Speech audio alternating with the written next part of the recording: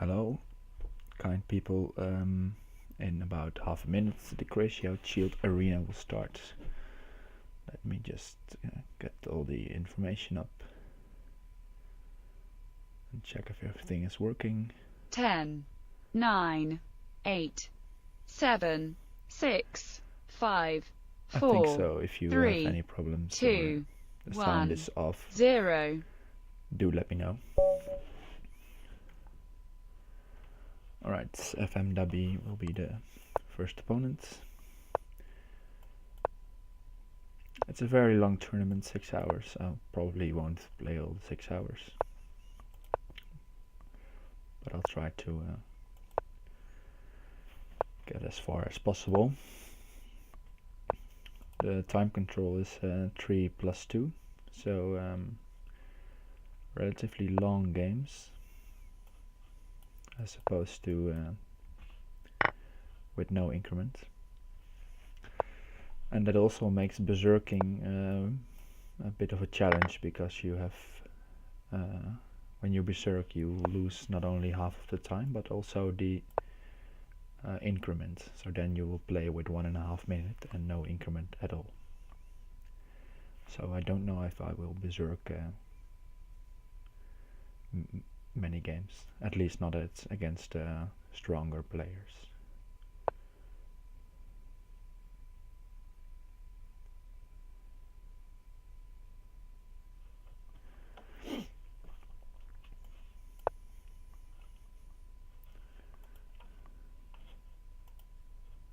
Oh, sorry about that.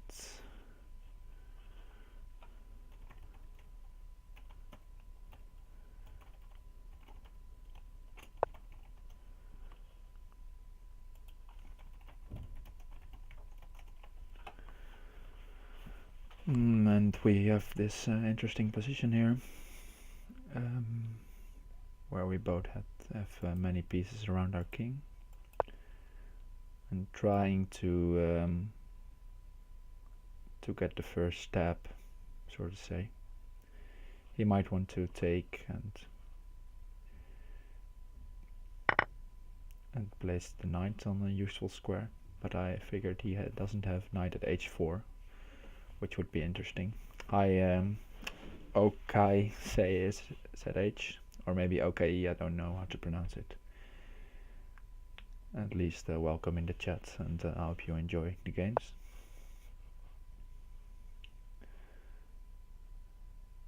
And now I have this advantage of the bishop in the hand, and okay, we'll use that then. And he doesn't have any pieces in hand, which gives me the opportunity to, well, sacrifice at some moment, but also gives me the opportunity to just maneuver my pieces around and not having to be scared for any bishop at g4, for example, or something like that. So therefore I think it's justified for me to play h5 and just push the h pawn all the way, or play knight takes d7 first. h6 also comes to mind after knight e7, and he will probably, he decides to leave the knight there and let me take it.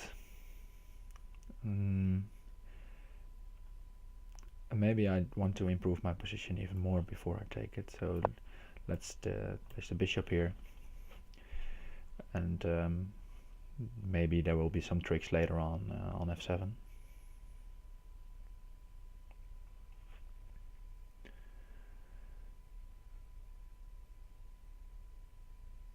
When I was away, Crazyhouse fan and Chess Festival Groningen start to follow the stream. Thanks very much for that. Also Antich ZH, thanks for following. I hope you enjoy the content. And now he decides it's time to break in the center, which seems reasonable.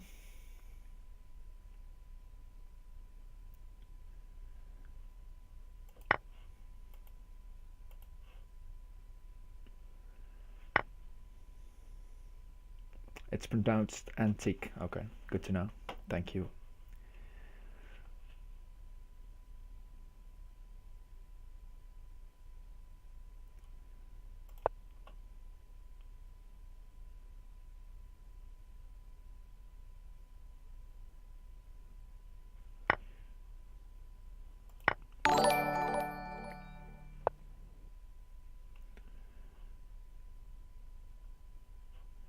Yeah, he really wants to put a bishop on g4, I guess. Let's not allow that. Now he can play something like knight at h4 maybe. And he'll get an attack going. So I have to be careful here.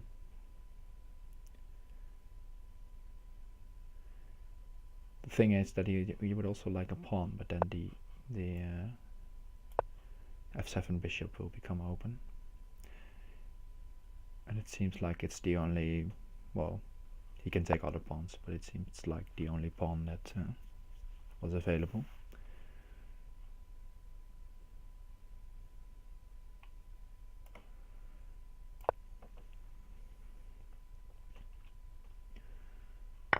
I need to clear some of the pieces around my king.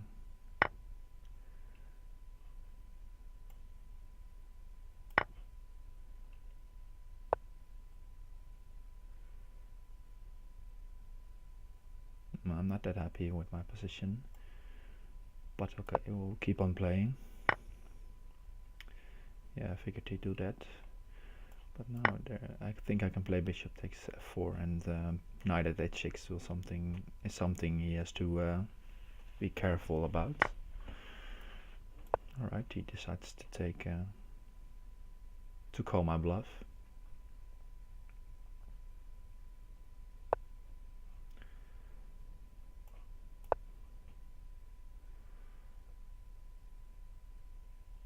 And it's important to note that he doesn't have any knight at e2 and pawn at g3 combination. So therefore I decided not to take on g4 right away. Maybe I'll do in the future, after taking on f6 for example.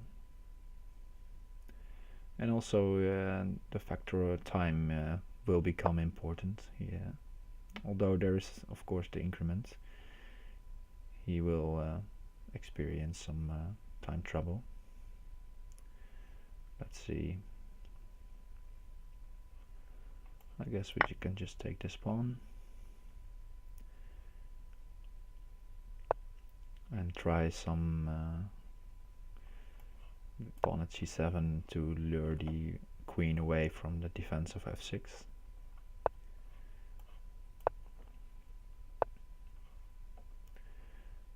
Let's just continue with that plan. And now we take.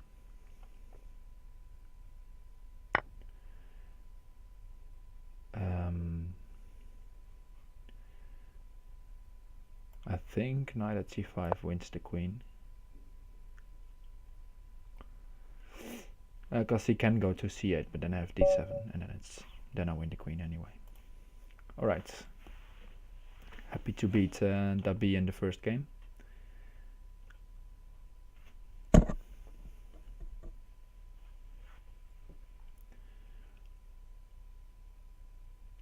In the middle game there, I had a few problems to solve, but he didn't have that many material.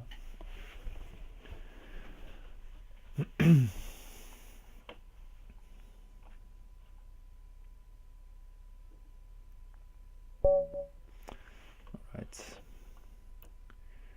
Let's refrain from berserking.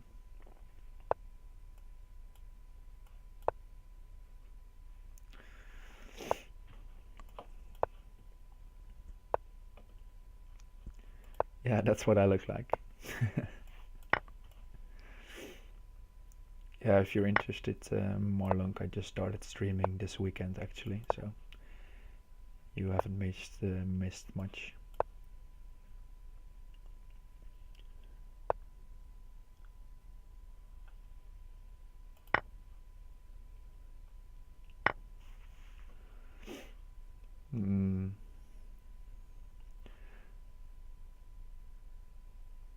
I think pawn at g4 is okay.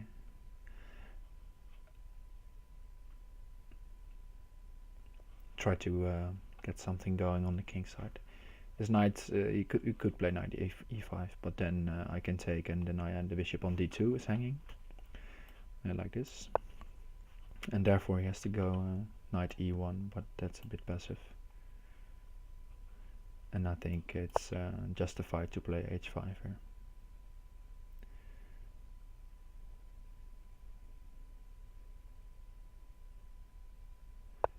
And there's nothing concrete for me yet, but and I'm quite okay after the opening. I'm from Groningen, Hercules. That's like the most northern part of Groningen, of the Netherlands. And there's this university there. So I moved to Groningen and study at the University of Groningen.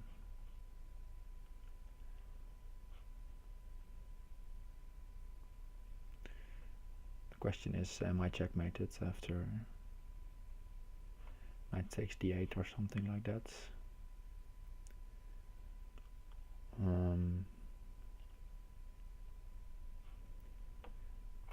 I guess I have to take. He only has one knight to place on e5, and then I can move to e7, and if another knight comes to g6 I will be in big trouble, but he doesn't have the knight yet, so I should be fine. He can play his bishop at c5, or he can try knight g6, but I'm not afraid of losing this rook. Especially because my king will be safe on c8 and b8 for the time being. And now I think there must be mating sequence.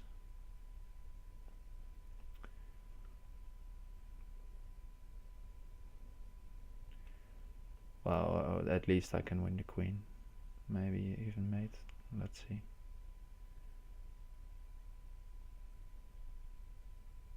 Or I can't win the queen.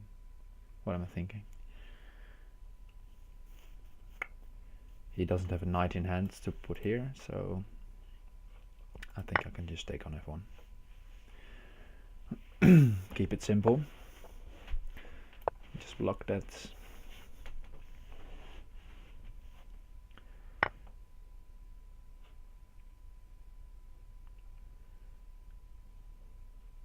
And put a bishop around my king for safety, and also threatening to put something on h3 and take on g2.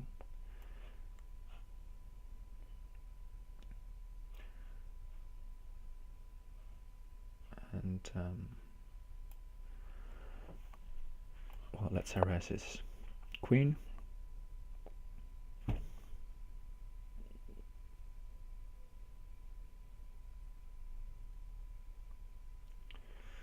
Yeah, I thought there had to be some kind of mate, but maybe queen h4, yeah, and that's a nice find. Okay.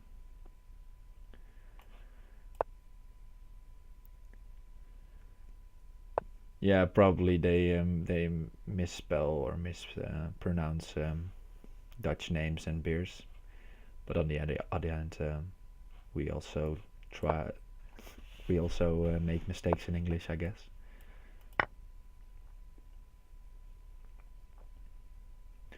But it's funny, Groningen is due to the university. Well, there are a lot of internationals here, and that also means that in pubs or bars there sometimes are internationals working, and they do tend to misunderstand the name of beers. Indeed, so I think that observation by your friend is true.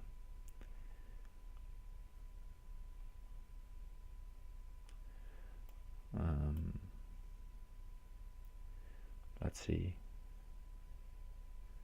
Yeah, let's go the lazy way, maybe.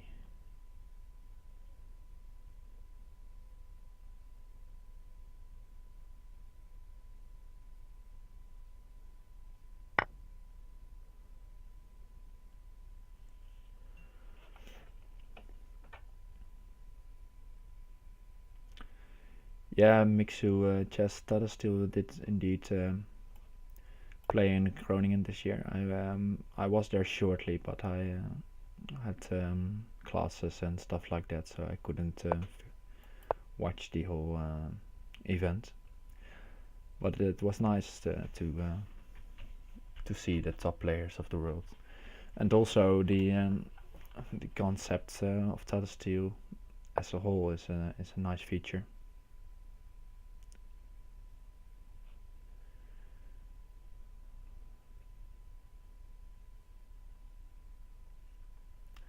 I can't seem to find the mate here. And I'm also running a bit low on time.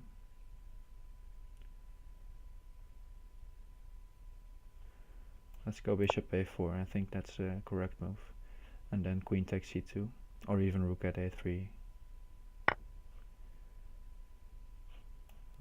Let's get another pawn to work with.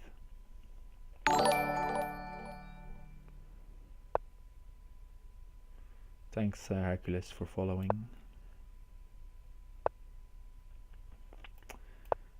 And that's checkmate. Yeah, the Oranjeboom. Alright, I don't... well, you pronounce it Oranjeboom. And I don't have that period. And I had a lot.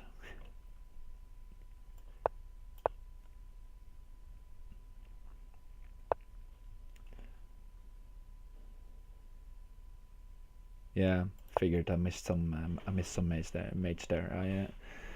I lost track a bit that game, but happy to take it in the end. And bishop a4 was a nice find to lure the king up the board. I should have played bishop. I do this often, that I forget to play bishop f4 first, because now he had knight b4.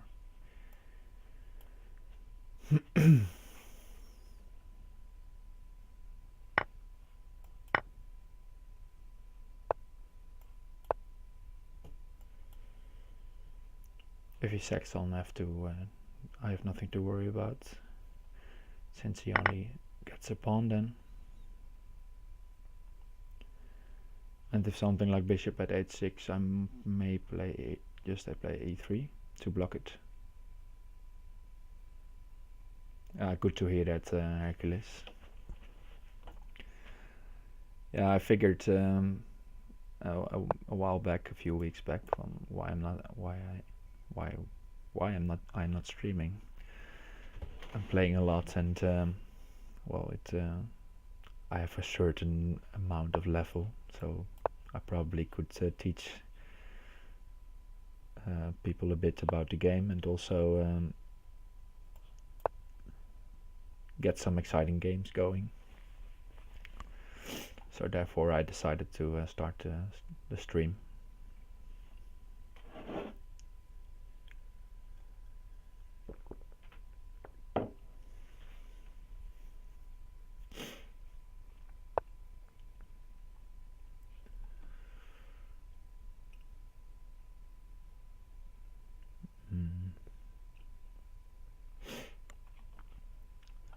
Let's try to get in on e5. Create some weaknesses around this king.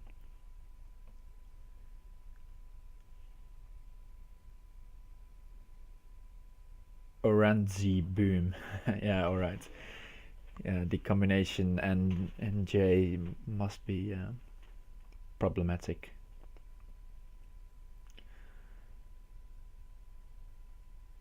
Also the way we pronounce our G's I find that many people have a problem with the hard G as we pronounce it.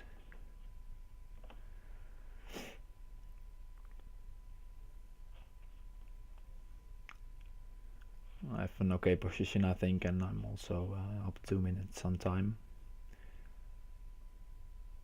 So maybe I'll get in on f7 pretty soon. Let's see. Let's just go back. I may have the option to play queen f4, but I didn't want him to play knight takes c3 and just call my bluff.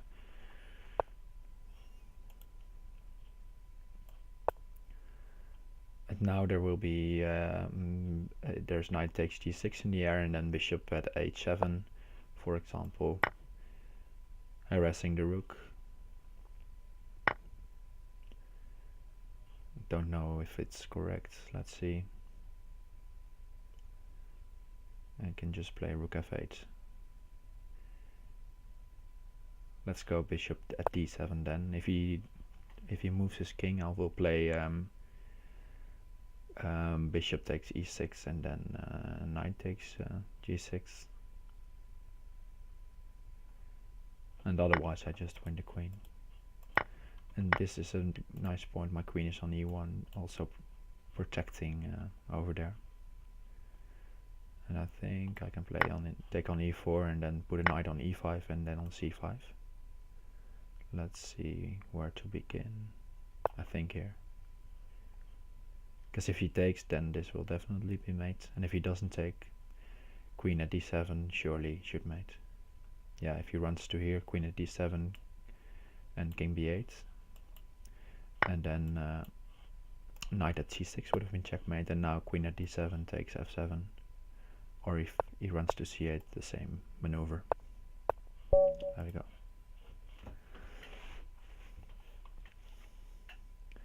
Yeah, a move like rook b1, and just attacking the pawn on b7 seems like a move, and just harassing the pawn, and he covers it, no big deal. But then suddenly it proves to be very helpful in such a checkmating sequence.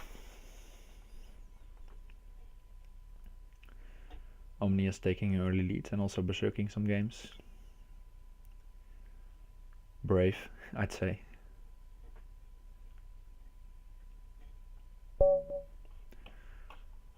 Alright, so we'll try to berserk a game as well. Let's see if it works. And he berserks back. Well, that's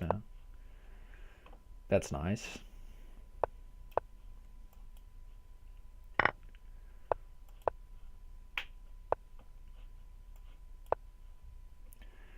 This g takes f6 gives you rook easy play with rook g8, and now already maybe I can sacrifice to put the pawn on g2. It's very tempting. Let's go for it.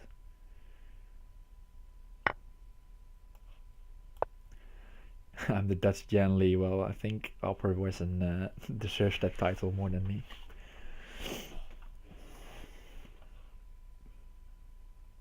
But it's a nice compliment.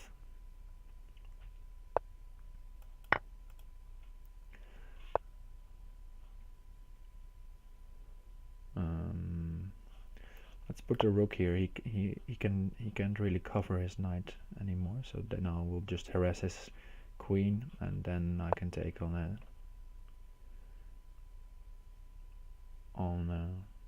g1. At least that was the plan.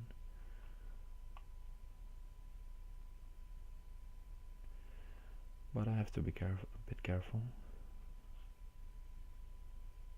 Let's go takes f3. If he takes with the bishops, I'm planning to take on g1 and then take on f3. And now I'm still pretty safe. d5 is covered, and I have this huge attack. And he actually mates himself. d2 was the only square he could run to. Yeah.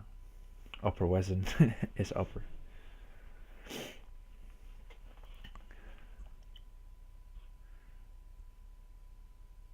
He can, he is his own kind. Yeah, that's you shouldn't compare him with anyone. That's right.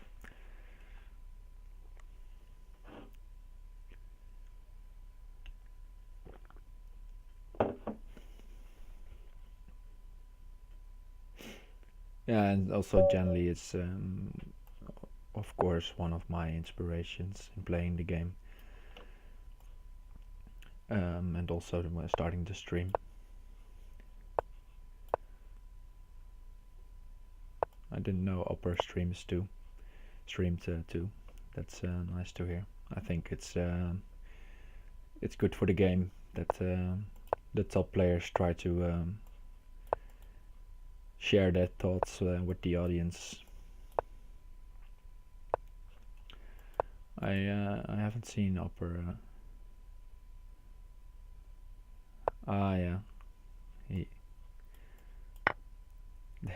that makes sense if he deletes all its stuff.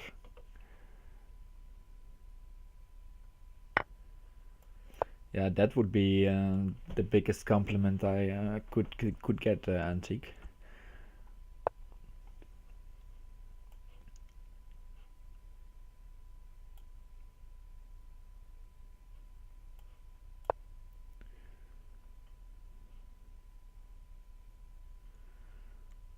I'm a bit in a defensive position here. He also has a very safe king, so I didn't feel like attacking him.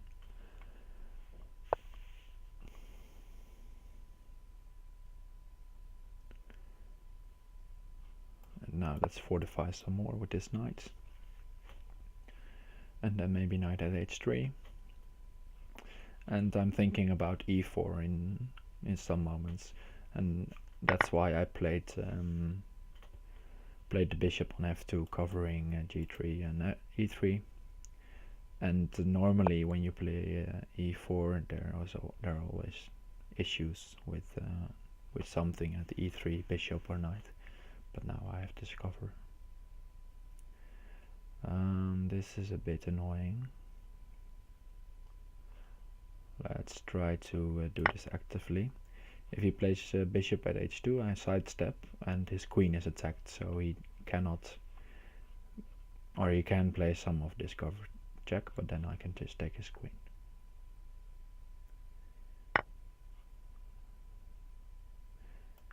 And now block on h3. If he plays knight g5, I will play knight f4.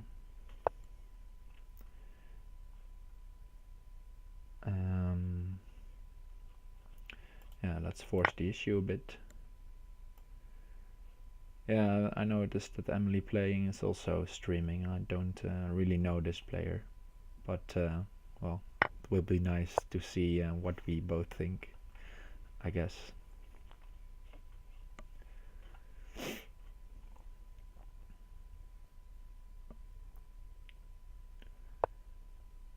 Alright, he goes back. Really asking for knight takes e6. And then I can place 2 pawns on the back rank and try to win a rook. And my structure is, due to the bishop on f3, completely safe. And if he interposes with the bishop, I can just take. And otherwise I can choose to take on d5 or play pawn at e7.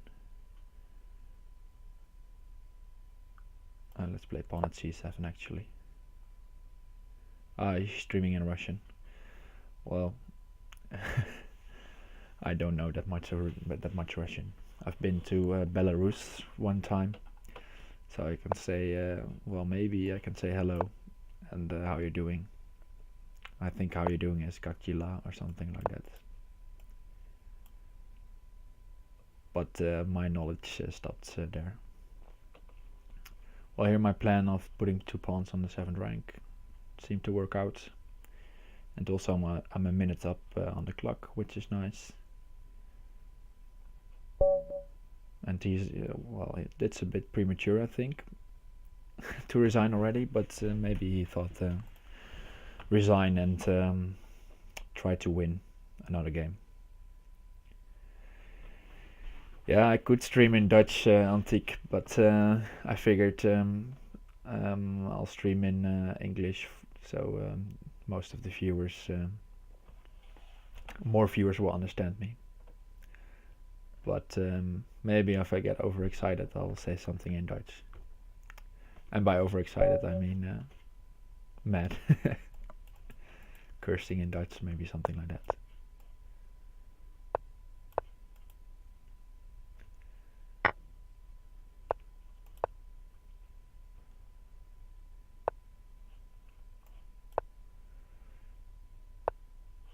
But there was this chess tournament in December where they streamed in Dutch, I think.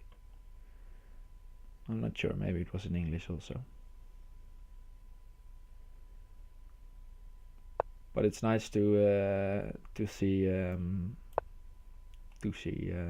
over the board streams also being popularized. Yeah, like that, Hercules. I won't translate it for you. You can find your own Google translations if you'd like to know what Hercules is saying. But it's a often used word in the Netherlands if something goes wrong.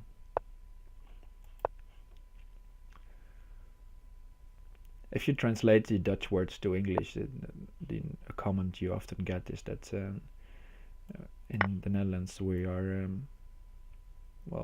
pretty foul in the mouth.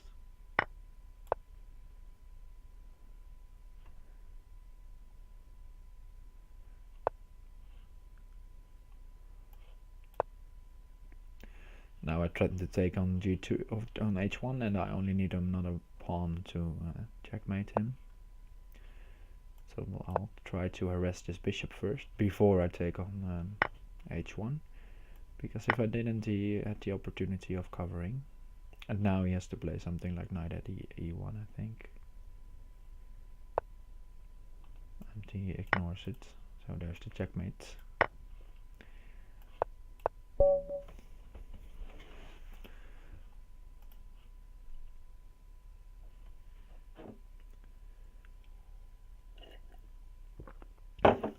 Alright, Omnius and Mr. Rogers also still on 100%. Half an hour in. And I'm feeling good and playing some good games. Let's play the so-called Fumitux variation.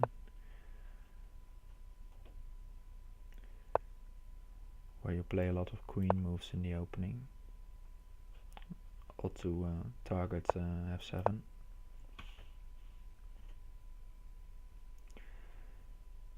Yeah, I haven't studied it or something like that, but I thought it's fun to differentiate a bit.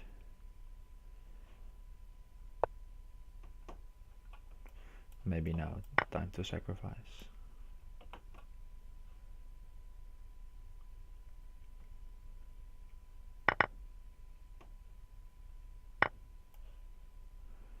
Let's see, how do I want to do this? Pawn f5 maybe. Pawn at d5.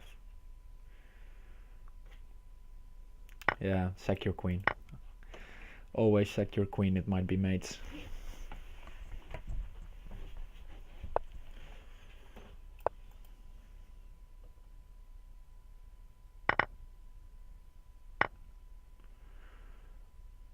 You can run back to d8, so I just develop and let him try to put up some defensive.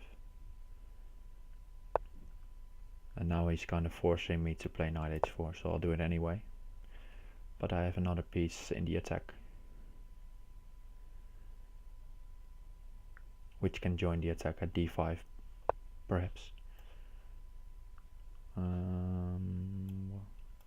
Let's go bishop at f7 and then queen at f7 can.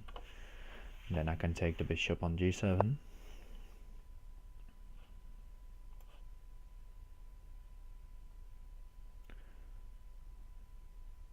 I guess this one. Queen d6, knight f5, queen c4. Seems checkmate in a few. Yeah, there we go.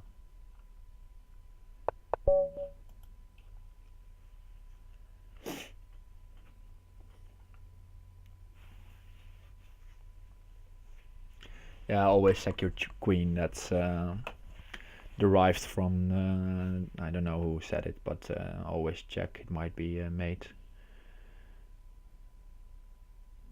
And in bullet there's also this always check. It might be check. Just this variation on that line. Farmville wants to berserk. I'll berserk back. And play this knight f6 stuff again.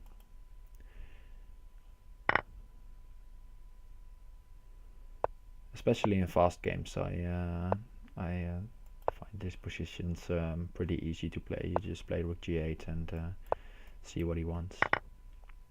e5 comes in, you have a big center, and yes, you have sacrificed a piece, but well, in this case he already gives the piece back. Let's just ignore it for a while.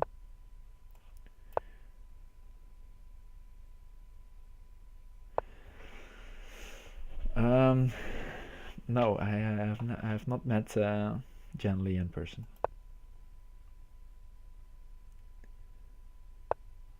Maybe someday there will be this big Crazyhouse gathering with Backhouse also in the mix.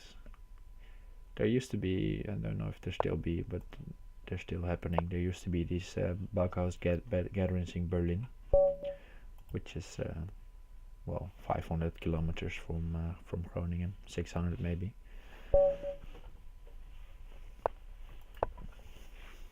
But generally, and also I never went there.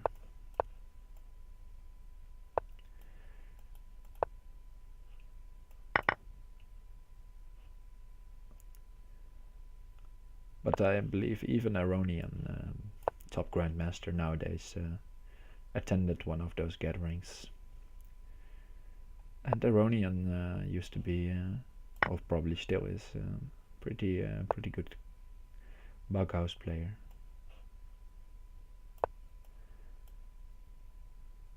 I've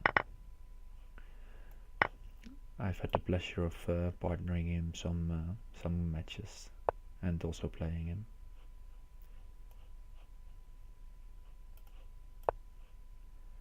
Maybe running into Queen a6, but I think knight f3 should be enough then. Since he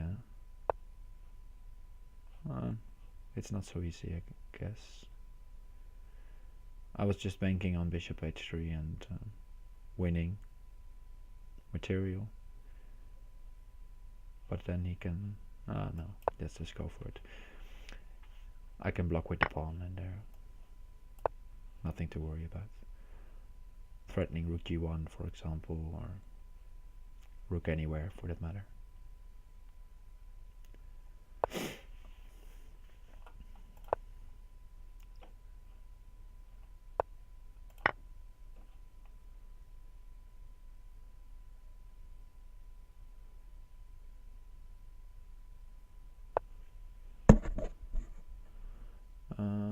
Let's see, how do I want to do this?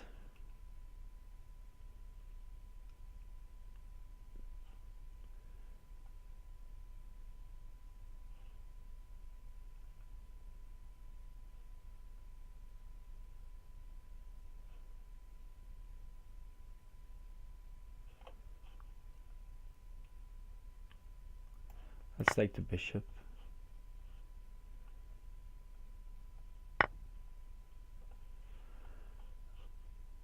And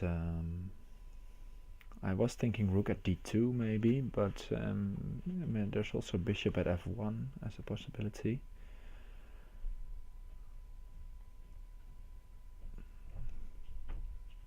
But I have this, I don't have much material.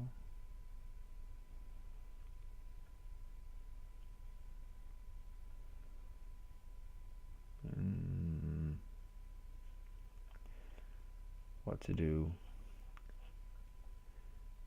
Maybe even bishop at g4. Yeah, let's go bishop at g4. Now the threat is rook at d2, checkmate. And he of course tries this, and then I have to take back. But the rook at d2 is still a huge threat. And he can try to sacrifice pieces here, but it doesn't work. So he's just helping me. And now even I can take with the king and there's nothing to worry about. Rook at d2 should be enough. Knight at g2. Checkmate.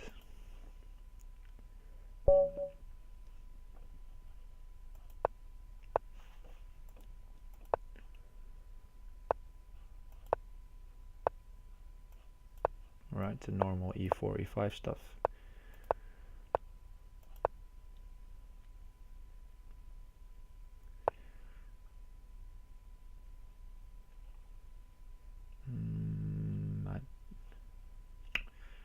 I don't know what's the correct move here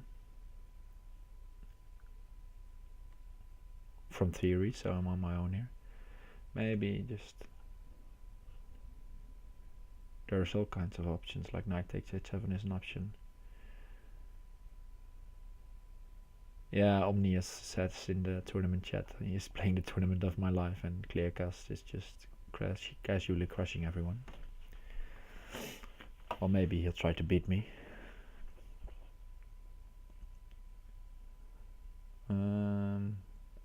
I haven't berserked, so I have the time to think about this. Knight takes h7.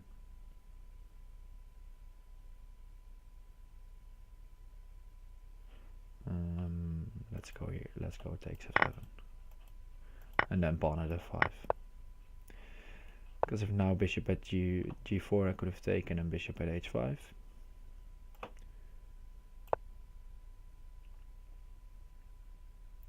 And this knight is a bit out of play. He would like to play knight at c6, d4, but that will take a few moves.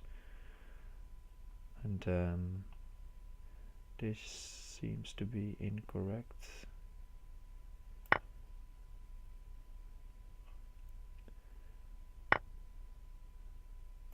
It's very tricky though. Have to watch out.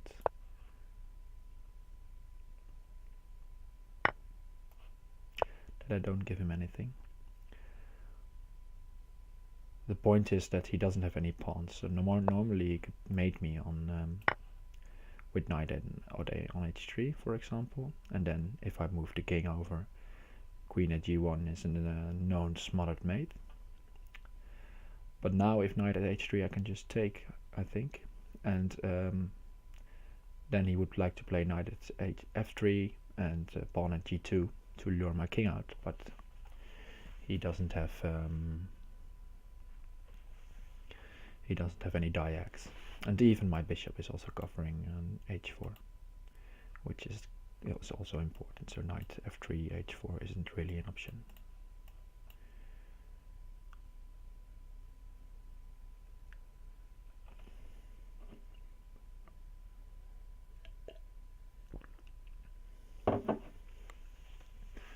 On the other hand, I'm not threatening mate myself just yet.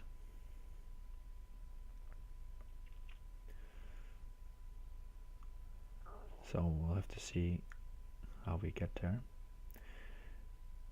Maybe just bank in on some material.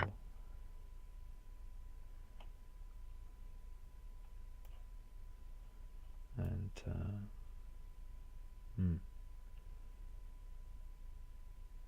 is knight at h3 now a threat? And then rook at g2 maybe. Yeah, so I have to cover f2, so that if knight at h3 I can move my king. And now I have pressure on e7. A move like knight d5 comes to mind, or bishop at the h5, trying to cut off the king but also give him some cover at home.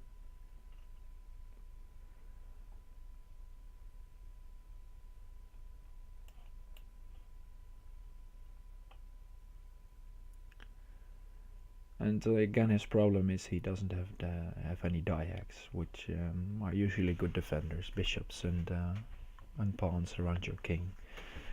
Give your king safety, as a general rule of thumb. Alright, let's see. If I take, then what's his plan?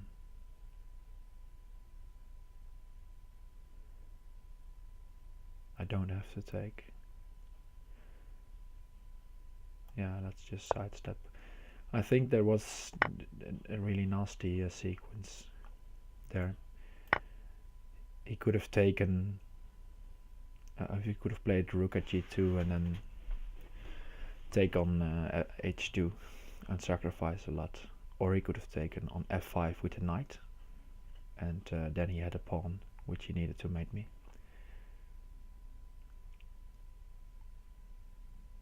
So therefore I think it was safer to step to h1.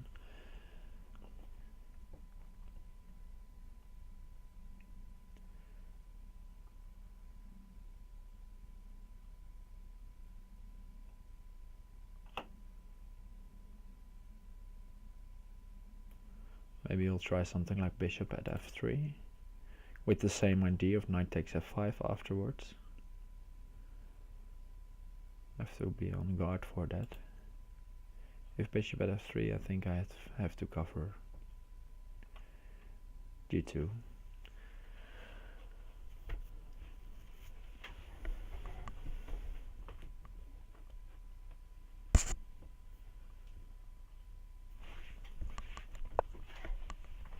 Yeah, he tries this. All right.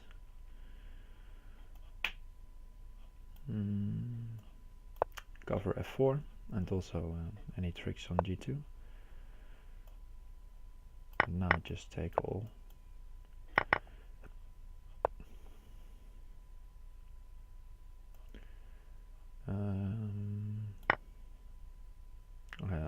At least I think I can take all.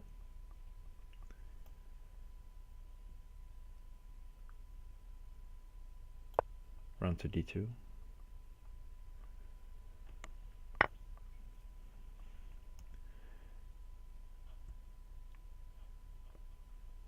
Let's take.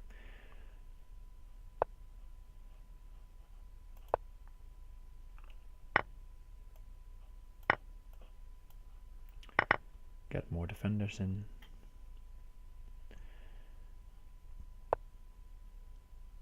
I don't know what rook a6 is. Maybe a mouse slip.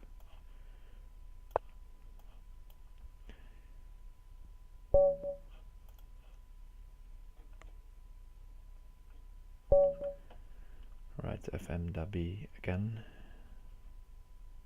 Let's play e4.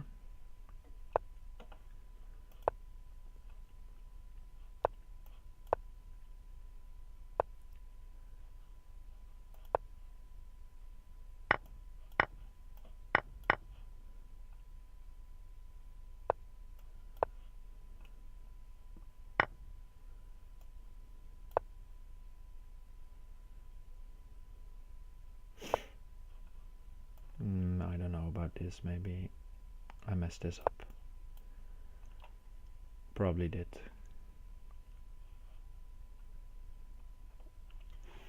That's the problem in these e4, e5 openings. You cannot allow yourself to make a loose move. Then your opponent will easily take over. But okay, and maybe it's not so bad. Maybe I'm just being pessimistic. I just don't allow a knight on f3. Try to castle queen side. Knight at g5 comes to mind. I think now it will be as good a time as ever. Apply pressure on f7 and e6.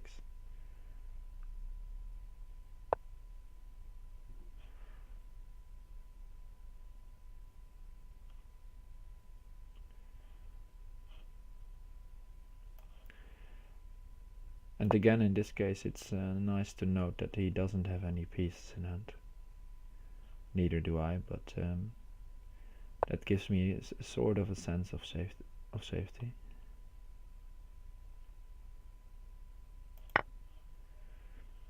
Let's cover f3 first. So so knight f3 won't have that much of an effect. And then I can think about pawn at e6, or even trade the bishop and then bishop at f6, e6. Sorry. Let's go for it. And then castling queenside will become an option, and I will have a shelter for my king.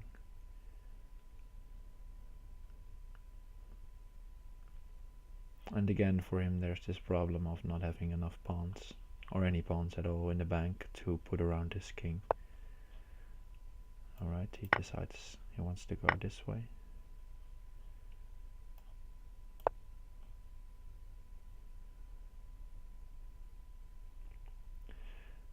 F2 is loose, but I just had to get the king out of there.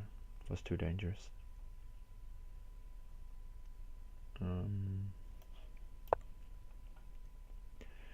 Bishop at f5, so I can put a pawn on g6 or e6 in the future. And also keep my eye on h3.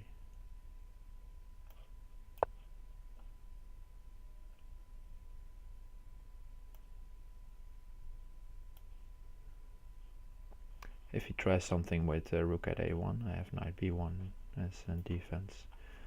And also, if I really want to be safe, I can play king b1 in one of the next moves myself. But it does allow him to, it gives him a free move. So it probably does allow him to get safe.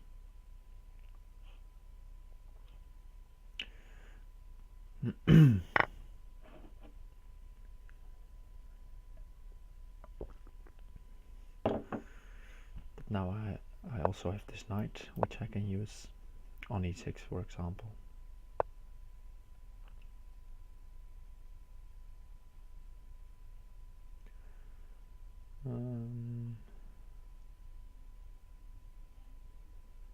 How do I want to deal with this?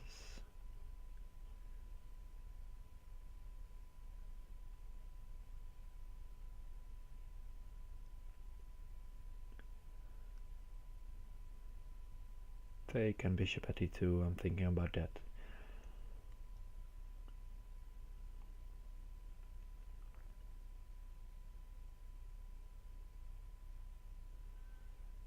And then b3 maybe, or c3 at some moment.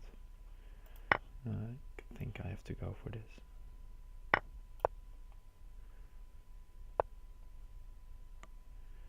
Does allow that move indeed.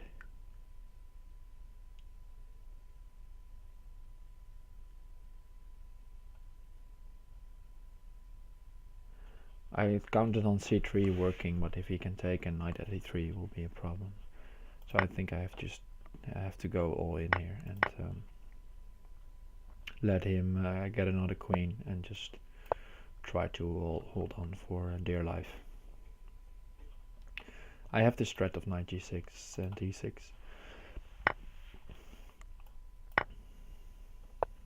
Right, he thinks the sacrifice should work.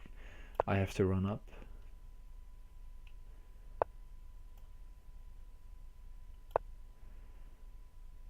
But the problem for him is that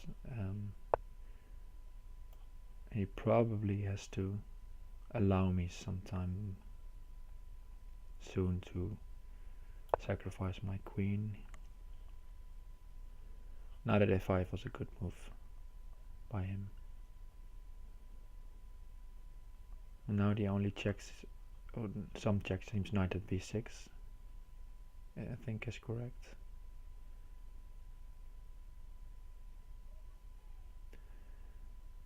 I think knight at b6 is winning for him. I can't take the knight on the account of knight takes g4 with check and just losing. Or is it losing? Let's see. Yeah, it's losing. So queen b4. Only thing that works maybe.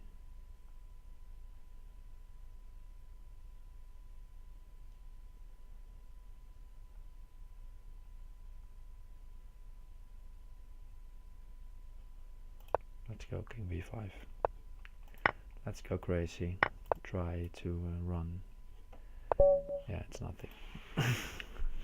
There was no rescue there. Alright, my first loss. Mugwort is also joining Yasser in the mix. good to see Yasser play this tournament.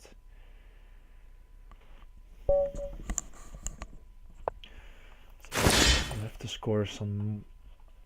I'll have to get a big score to be able to battle for the shield. I thought I had moved e6 already, but I didn't.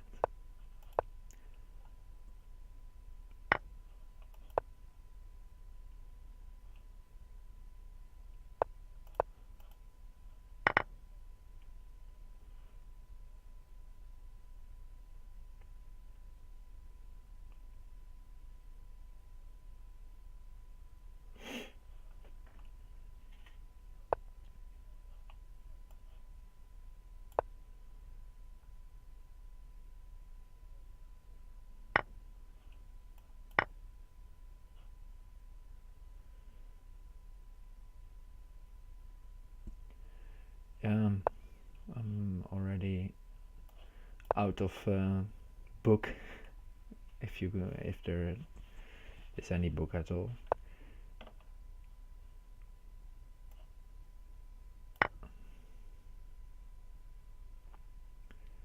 And well, he's giving me a fight. Defending c6, the bishop is also defending over here. So therefore it's justified to attack his queen. Yeah, queen e4 figured, and then I was planning bishop g6, h take g6, and open the h file. Now he can try to take my knight, but the thing is if he takes the knight with the queen, there always will be a knight at e2, and then for king and queen. So let's see how to proceed. He's threatening knight at c7, which I can't ignore. I think I have to play pawn at g7, and now I'm setting this trap of oh, sorry about this, of that move which I just explained. C3 is probably a mistake, because now rook e1 seems forced,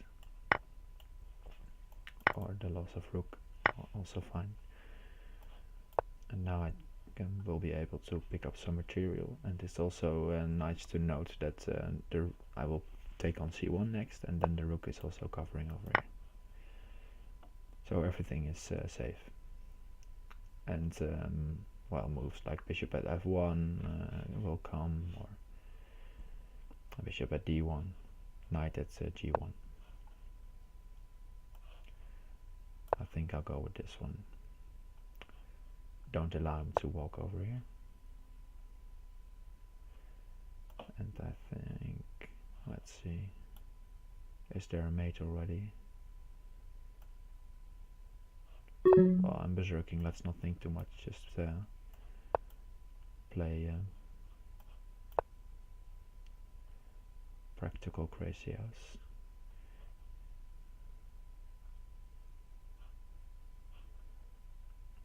I need a knight to checkmate, so I'll just take this one, and now knight at g1 is a threat. There we go.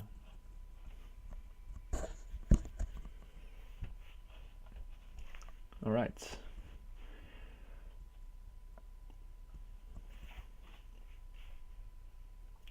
Yasser and Mcwort are battling each other, so one of them probably will, or both of them will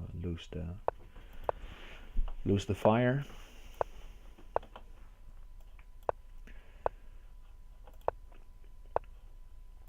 Playing a regular English game, it seems. A normal chess opening.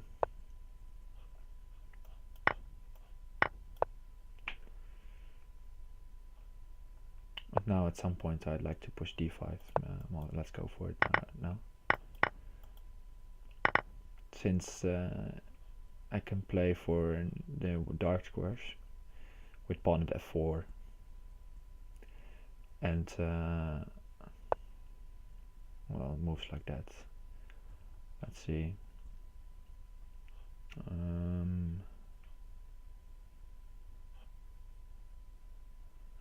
Let's go for it.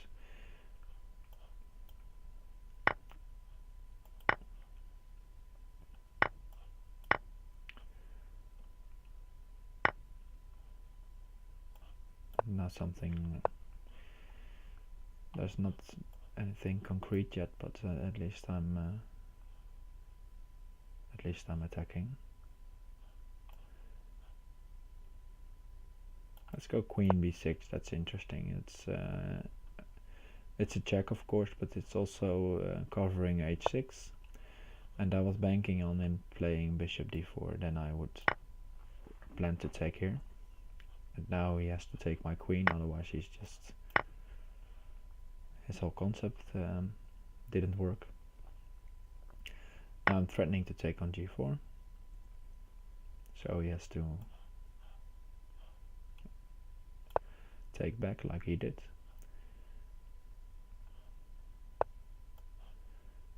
And now I'll try to harass this knight on at g4.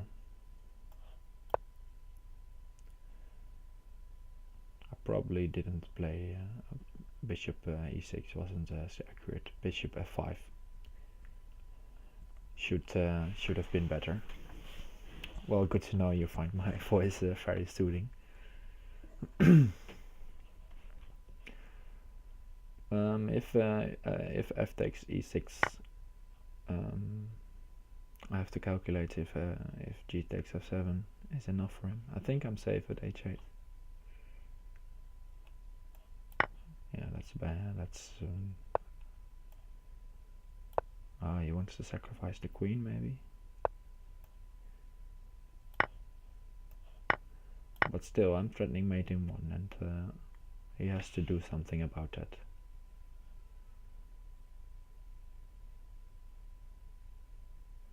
And if I'm able to constantly renew the mate threat, I will be fine. Since he needs 2 moves to attack, like the g takes f7, something like that. I'm thinking pawn at f2 to maybe clear the g3 for the knight.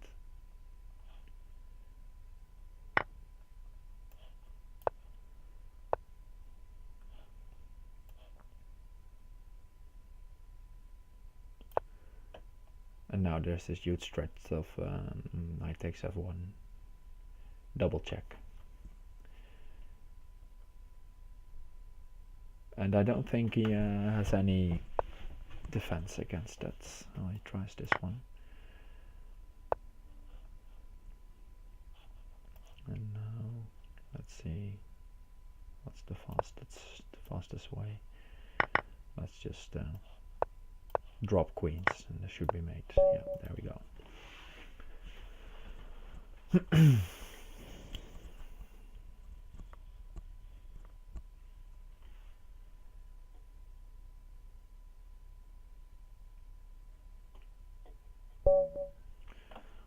Alright, so minus. Let's see. Yasser is coming for you, says Sleipnir in the chat. Yeah, I figured.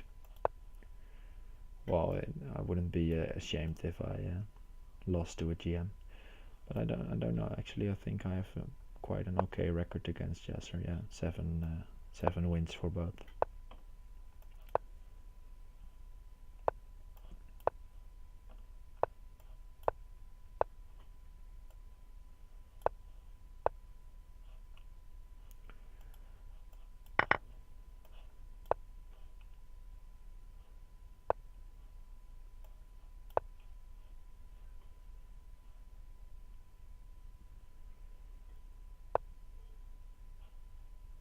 Alright, that's interesting.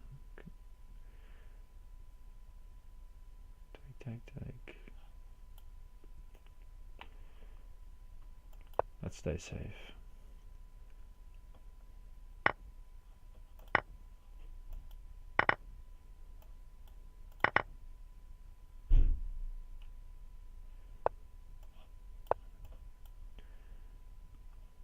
It's important to put the bishop on e6, because otherwise he could just repeat the position over and over. And now I think it's prudent to move the king out of the pin.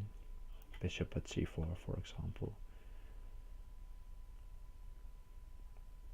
And I'm up some material now, and let's see if I can work with that. Let's give a check first.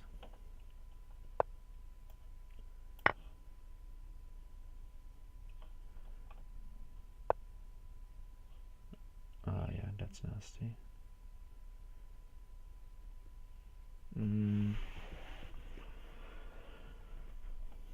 Didn't see that one.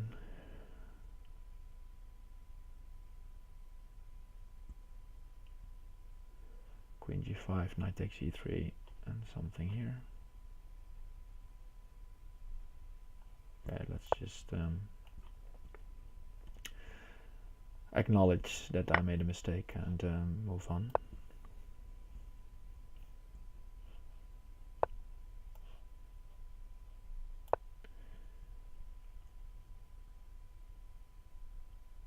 And try to get a bit defensive now.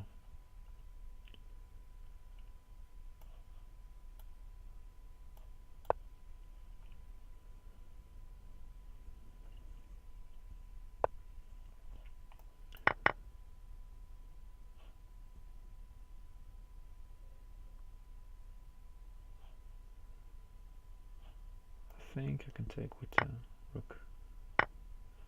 Have to watch out for knight at f7 at any moment, of course.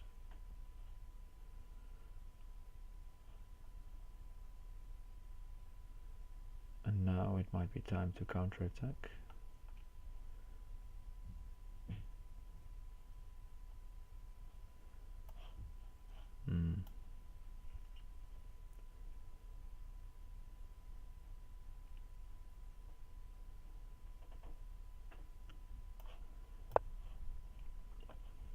Threatening rook at g1, but he can just play queen f3. And I don't really have a follow-up plan yet.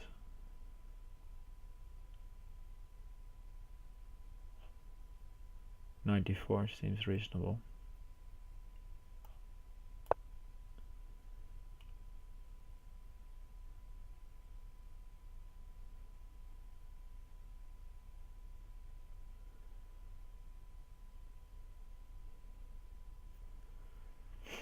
And there's this sequence, if he takes on g8, I can take on f3, threatening all kinds of mates, so he probably has to take back rook takes f3. And then I think I have knight at g3 checkmating. If he takes with the rook, I have this spot of mate again, queen at rook at g1 and knight at f2. And if he takes with the pawn, I have rook at h2 and knight at g4. Which is rather pretty. So I think he has to move the queen, but then I can just keep harassing the queen again. Or move my rook, for that matter. So yeah, he's probably calculating the same line. For example, now I'm threatening knight at g3 and rook at h2 mate.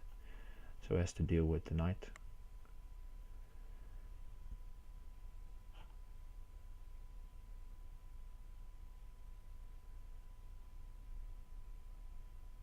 And he still doesn't have a knight on his own, so he can't play knight at f7. So this bishop is actually protecting me really nice. Yeah. I don't think he expected this move.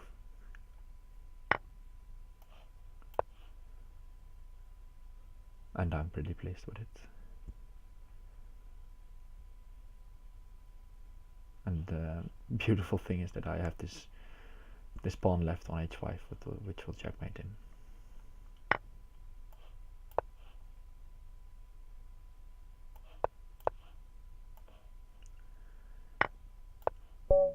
There we go. Yeah, Omni is saying nice one in the chat. Yeah, pleased with that one. Pretty mate, knight at g3.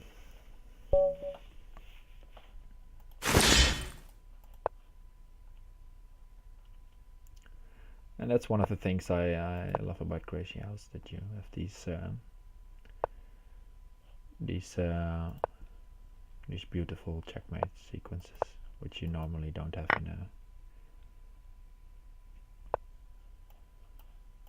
in normal chess, or at least you can have them, but not as often as in Crazyhouse.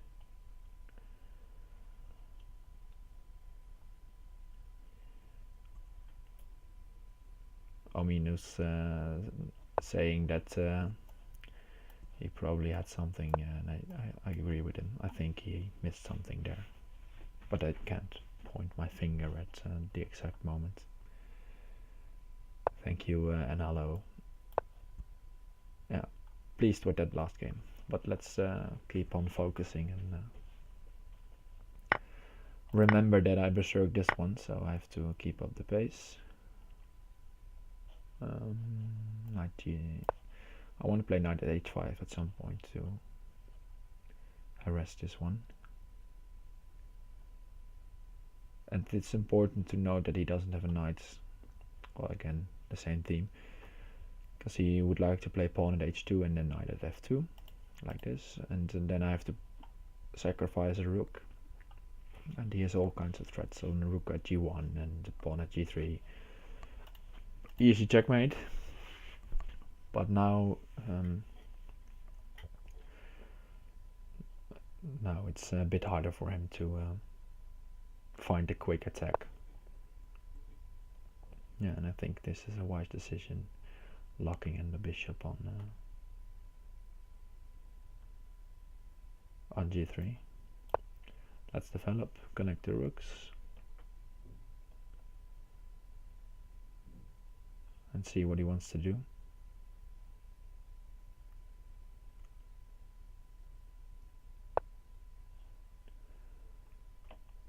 Well, now that he used up all his pawns, I think it's time to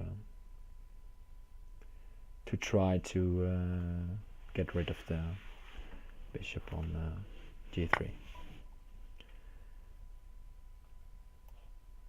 or start an attack on my own.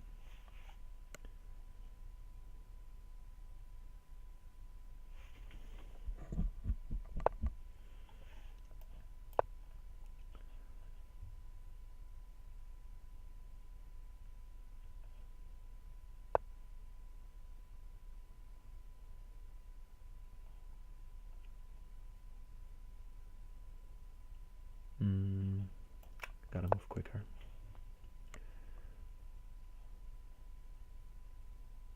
Thinking too long about this position, and I don't have any increment, so let's just go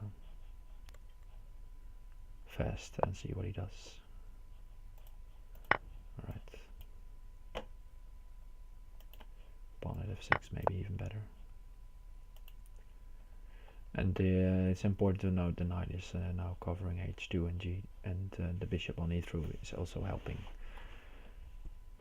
to cover the black square, the dark squares. Don't know if you can say black squares at this recent day.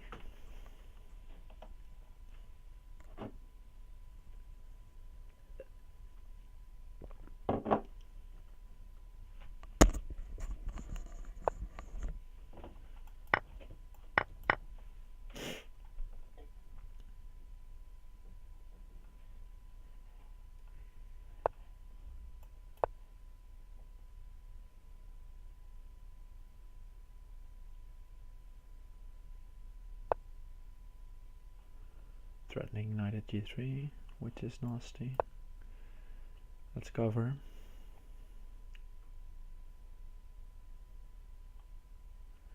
And this queen is in a bit of big trouble. If he goes to g8, I have a knight f6, and otherwise I also had some nasty moves. Let's try to get more pieces in the attack. I'm trying to play knight takes d6 and stuff on a6.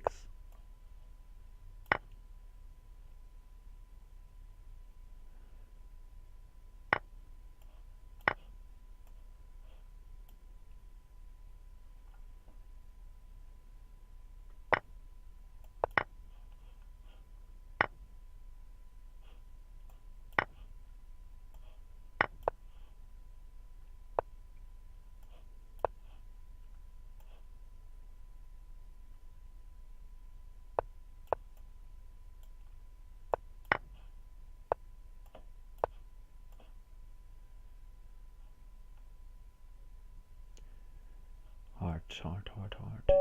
Ah, he just ran out of time. He should have kept moving because I didn't find the checkmate yet. King g5, f4. King g5, bishop at a3, and he can't really use a good blocker. Maybe that would have been enough, but doubt if I would have found it in the time remaining. And just as I said at the beginning, berserking is really tough because you're in this rhythm of playing 3+2, just making your moves, thinking about the consequences, talking about them when you're streaming, and then you switch to without increments, and then you noticed I had 37 seconds left, and I didn't. I noticed then, oh yeah, I have to play faster. Yasser withdrew from the tournament. Maybe he'll come back later. Do you find your level of play decreases when you stream? I don't know. Well, the time management is a bit off, I think. And also, I'm just starting to stream, so it's I already have made a few silly mistakes, so sometimes it does, but in general I don't think my level decreases.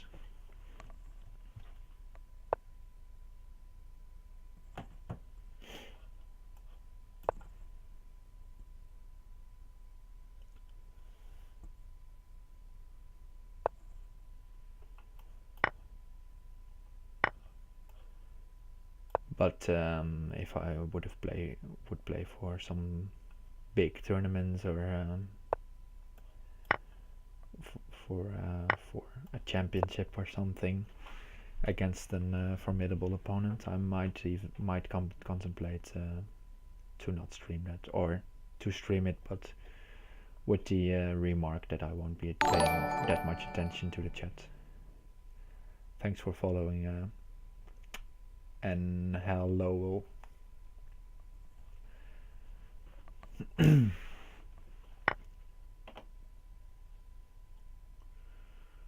Alright, let's just take knight at 5 comes to mind. Well, no, so even more, because it's forks e7 and e3. Maybe king h2 was a bit more accurate, but okay, let's give him some material.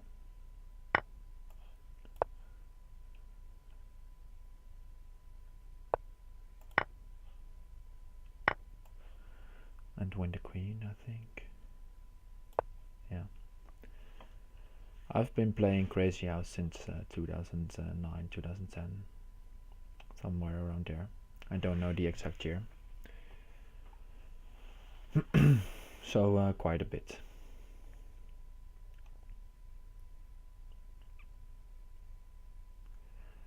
But I've seriously, since I started to play on Lichess, which is 2016, I don't know, maybe 2017, or even earlier, I can't remember. But since I've been playing on Lichess, I have started to take the game seriously, or more seriously. Before that, I was more playing Bughouse more, and normal chess. And Crazyhouse was usually something that I played to when waiting for a partner or something like that. And that's clever. Let's accept it and play rook at h3. And bishop takes h6 is in the air. And now even knight at f6, winning the queen, or even or more even.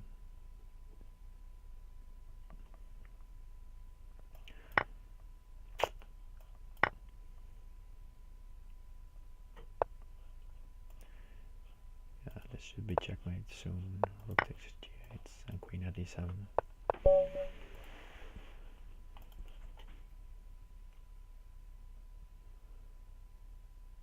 Alright, 57 points.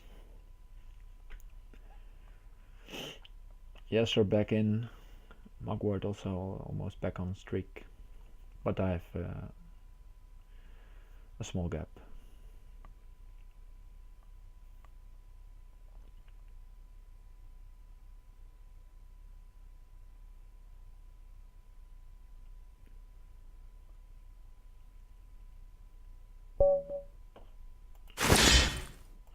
Alright. Let's stay focused on the fact that I'm berserking this game. So move quickly. Don't overthink things, and try to count on my knowledge of these variations. Oh, that's a mouse slip. I meant to play knight d5. But okay. We'll make the best of it. At least got him off guard, I think.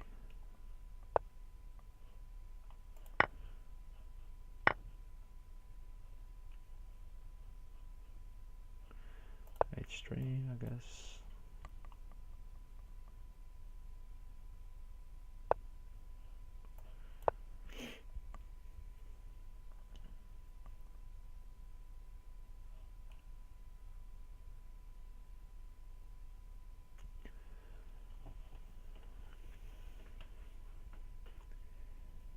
Yeah, it was a mouse slip, but not with that big of consequences, it seems so far.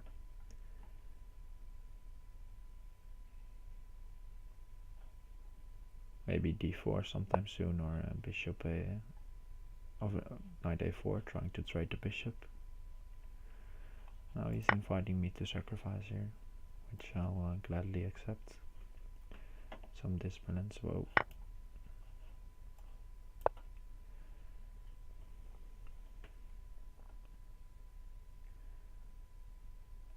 And now some moves like bishop takes f6, knight at g3 come to mind. Or knight a4, still trying to get diags while he hasn't got any. He would really like to play pawn at g5 or something like that.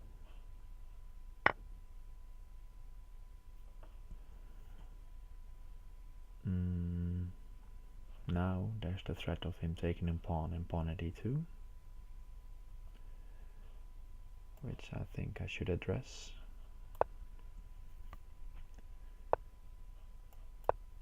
I don't mind knight at e2. Maybe I should have minded.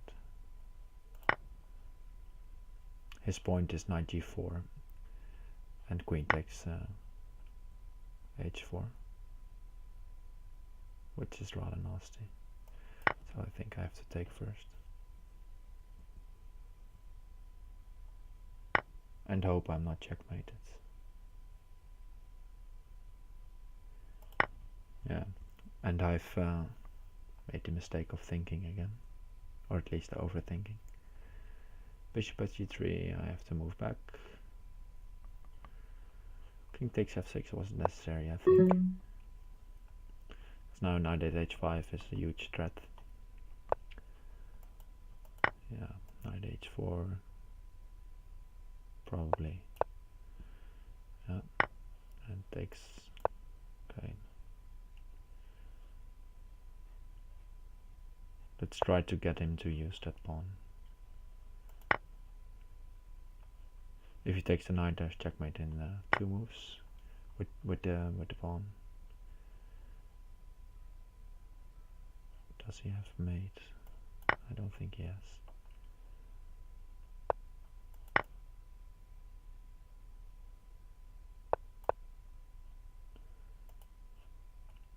Gotta move quickly though. Bishop at a7 maybe, and then knight at f6, or bishop at yeah, let's pre-move it.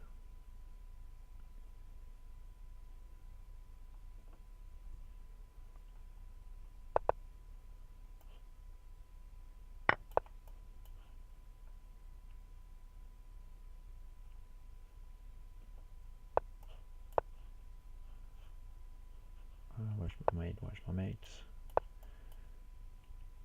Don't see any yet.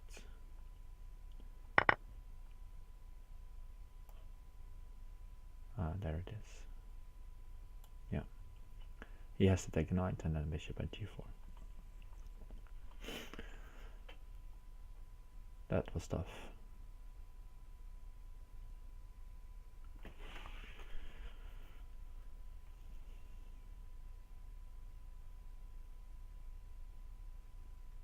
Happy to find bishop at h7, forcing this sequence.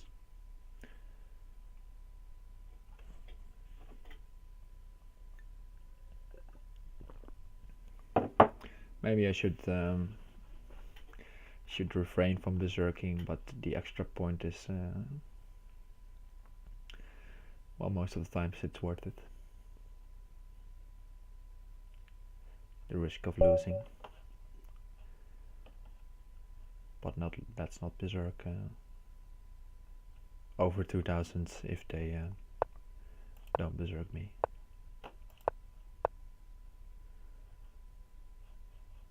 Let's play g6, bishop g7 system.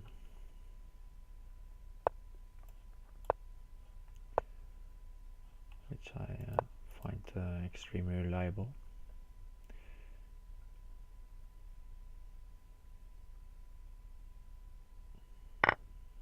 I have to play h6 at some point, but first I want to play queen here to cover.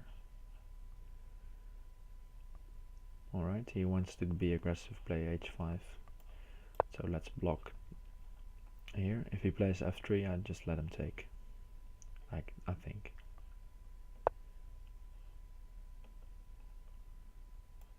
Alright, let's see what he wants with this.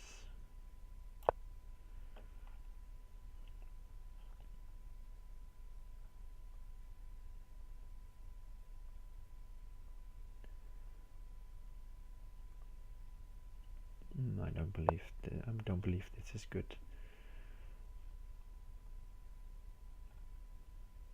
On the other hand, I have to be careful though. Let's make him use a pawn on h3 or f4.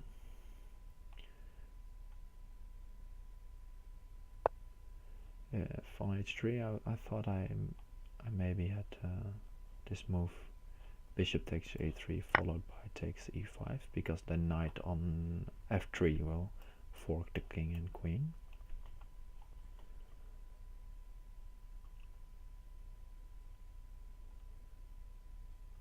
And the rook is also defending. If he takes with the bishop, knight at h6 would have been checkmate if the rook isn't defending h6.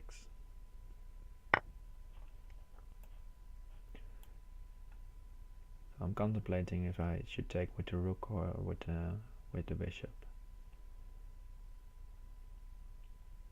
I think I'll go for the bishop and then play pawn at f6 at some point.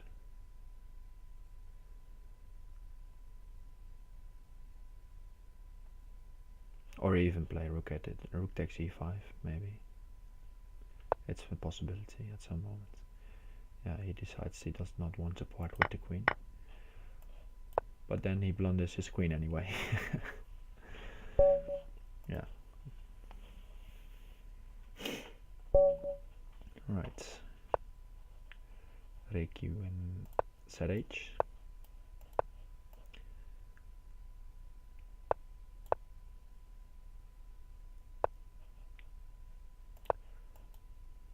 For those unfamiliar with ZH, that's the abbreviation of Crazyhouse.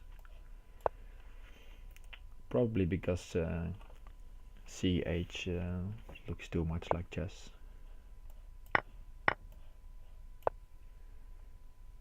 Now either winning the pawn or the queen because of the fork. Therefore knight at g3 wasn't the best move.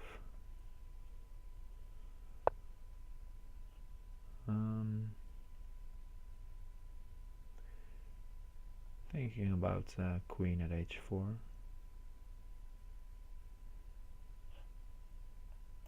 Yeah, let's go for it. Threatening to take on g3.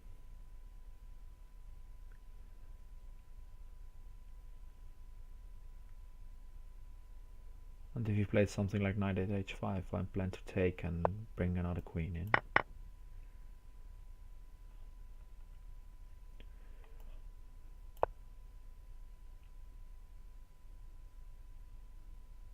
Don't know if it's all correct, but d4 might be a problem. My initial plan was to sacrifice the queen for 2 pieces, but I also lose this bishop, which is sad. But I think I have to go for it. Yeah, let's do it.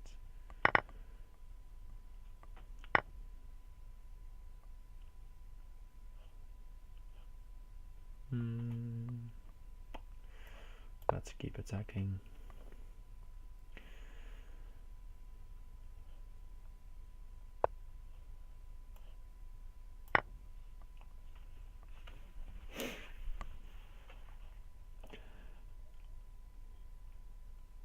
Gotta watch out for knight h5 and bishop g5 stuff, so my queen probably should stay on the 5th rank.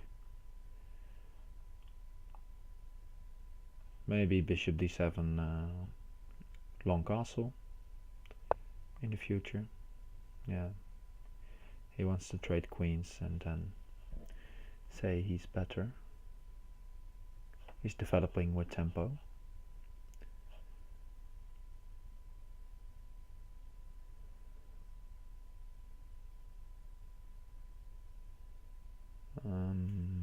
Let's see, I don't want to do this.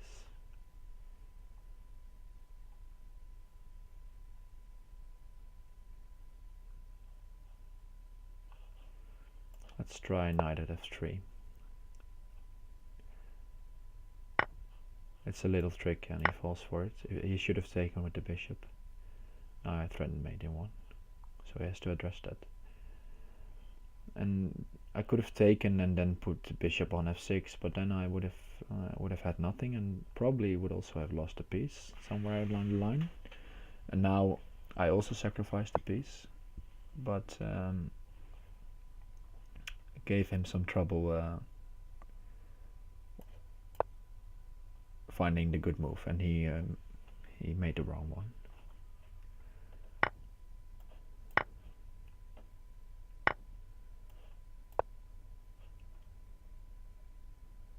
Threatening mate here, and if pawn at g3 to defend, I just take the pawn. Could also have just played bishop at g3 immediately.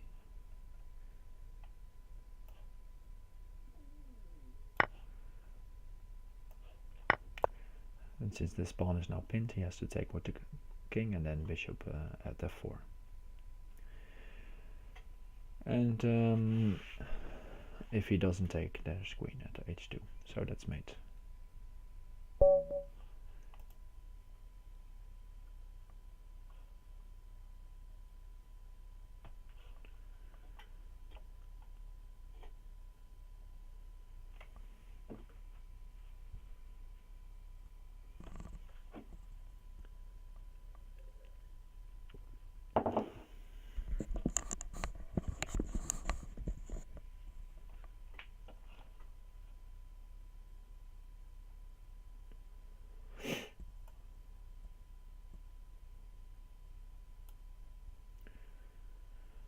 Alright, there we go. Let's try to berserk again. Should not underestimate 1700 of course, but we should be able to well, at least get the moves out quickly.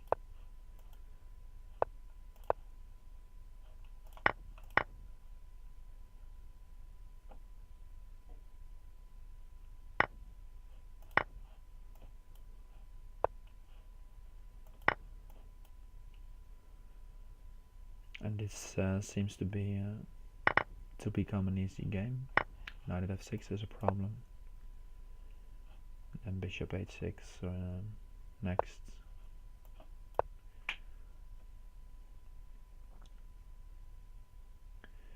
He could have tried to sacrifice on g2 after taking f6, but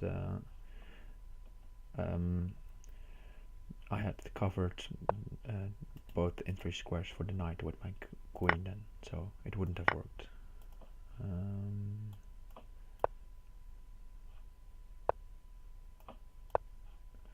Queen f4 will be mate. Alright. Quickly added 5 points to my total.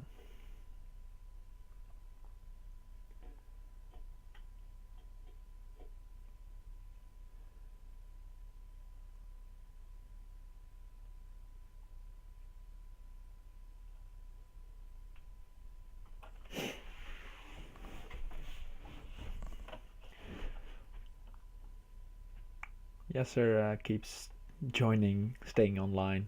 I have him as a friend here, and then rejoining. Don't know what's that about. Ah, this will be a tough one. Mugwort. I have played him in the. I've played him a lot of games, as you can see, but I also played him in the candidate stage of last year's 3+2 Crazyhouse World Championship. And it was a very interesting matchup. There were a lot of crazy games. And in the end he managed to beat me 6-4, I think. But it could have gone either way. He decides to give me this setup. Ah, he has knight at f5 planned. Alright. Well, now I can play this knight takes d5 stuff. Ooh, it seems like I'm running into his preparation. Ah, he wants to go takes pawn at h2 and then knight takes f1 with double check. I probably should not allow that.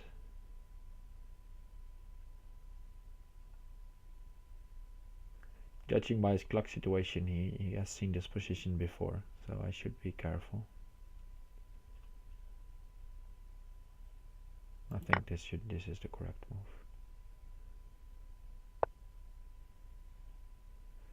Yeah. Alright. If I take, he has knight takes d4. If I don't take, he just wins my queen. What to do? And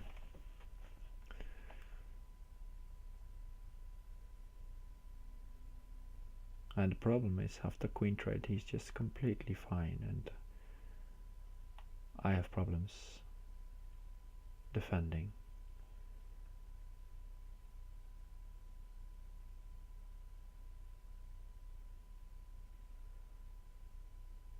So I guess I have to play bishop e3 maybe.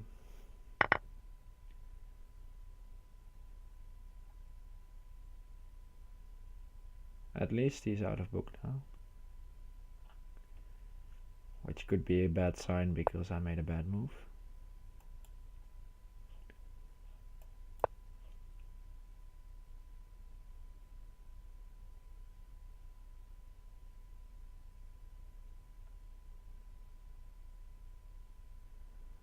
Knight takes d4 seems like a reasonable move for him. And then I can take the queen because bishop takes g3 will be mate. He decides to play this one. Alright.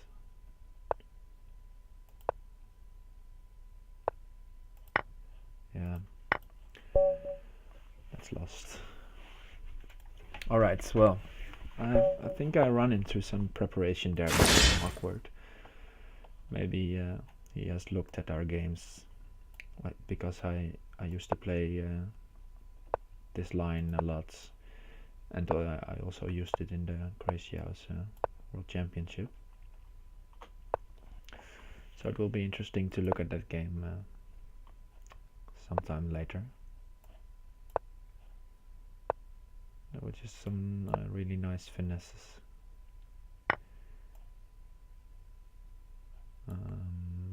Let's maintain the structure. As long as it doesn't have a bishop on g5, I should be fine.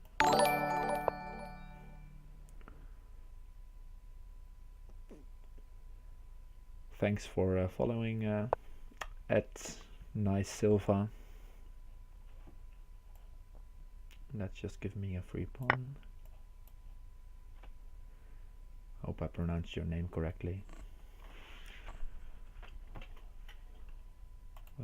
Let's not pre-move that. I have also bishop f2 as an option. Alright, this should be an easy mate.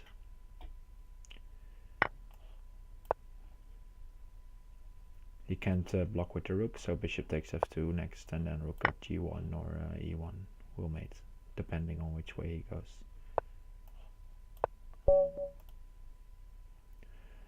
Alright, it's nice to get back on track fast after that loss against Mugwort.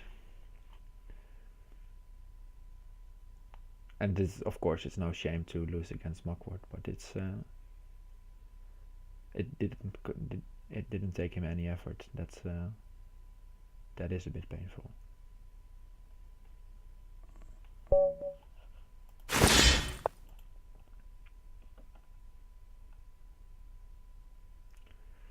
And I'll YLH16 in the chat is saying I got a streak and then have to play Mugwort. Well, I feel your pain.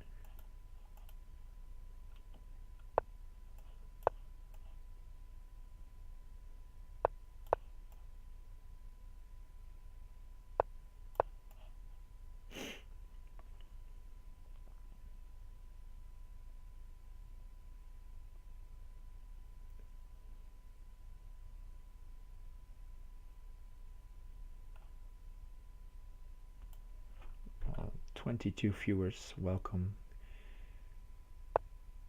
If you are first tuning in, this is the Crazyhouse Shield Arena. My first time over 20 viewers. For a short, brief moment there.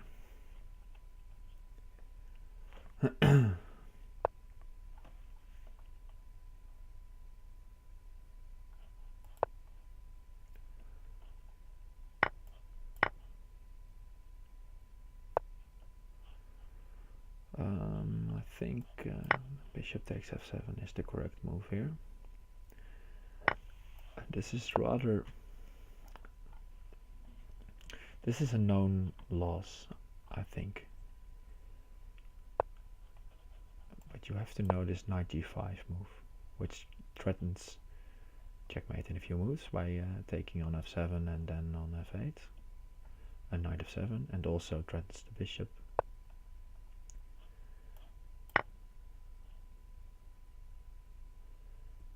And now I have this overwhelming position.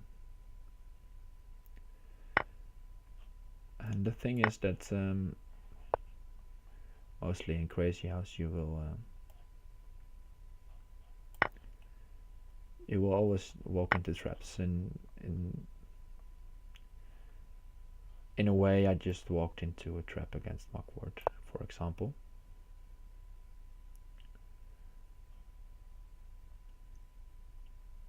But you'll have to try to learn from them and then do not walk in them again. I think I may have misplayed this a bit.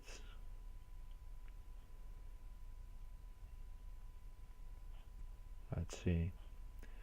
Yeah, I guess I did. Let's just take the rook.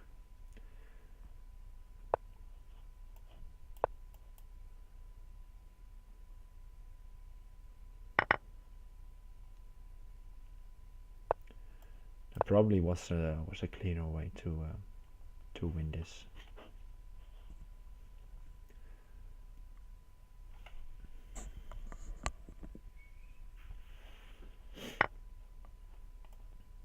Right, there we go.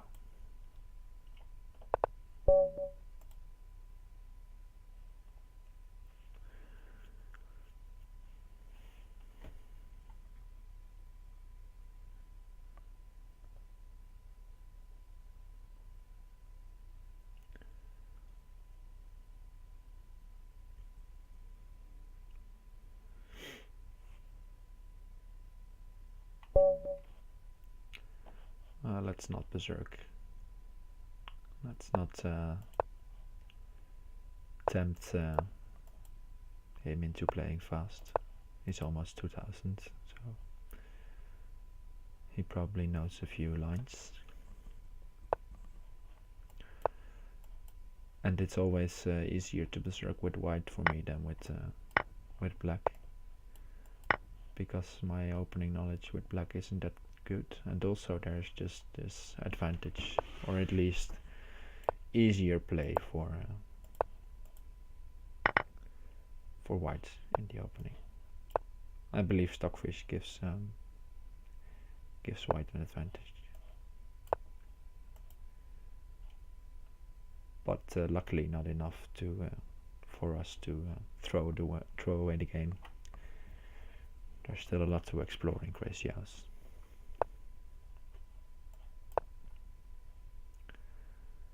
This is kind of a bishop versus knight episode.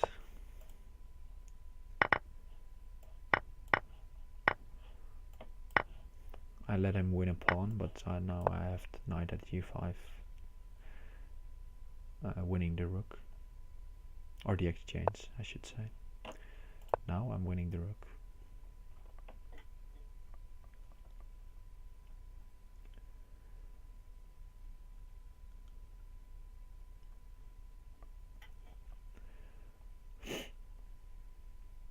And judging by my time management, I could have berserked this game, but okay. Yeah, that's that's Captain Hindsight speaking, and he's always right. But yeah,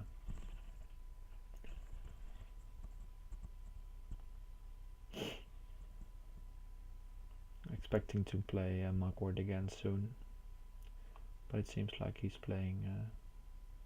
He's still playing, so Emily playing again. Let's keep our clean record against him.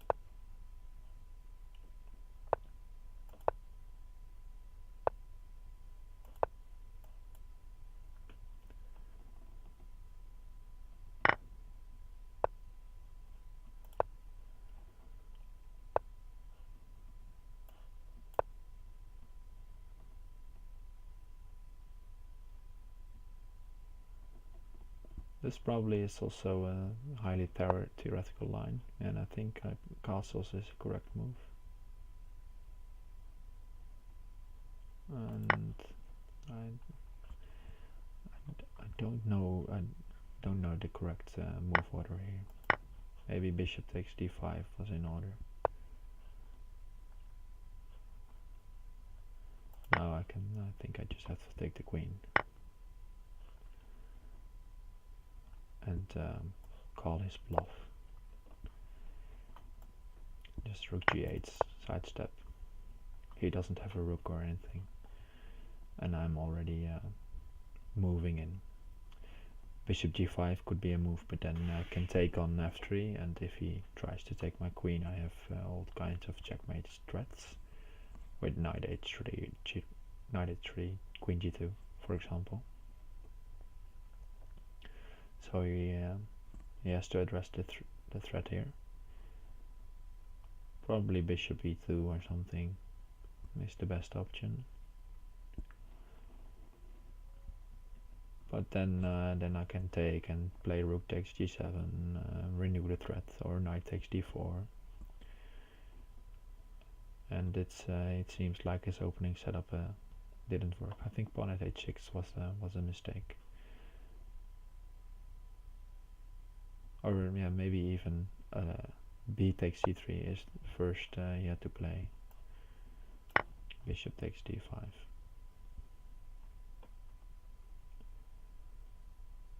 And now knight h3. If the king moves, then queen at g1 will mate. If he takes it, there will also be a mate. Now I think we just lure the king forward.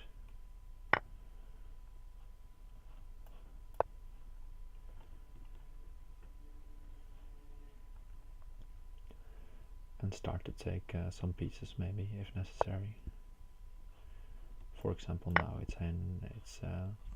it's nice to take the bishop and then be able to checkmate here.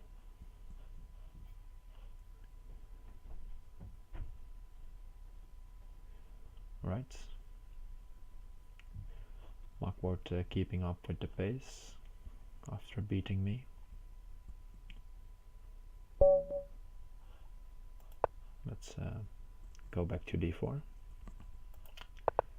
And knight f3 and g3 stuff. He wants to sacrifice fairly early. Or maybe he does.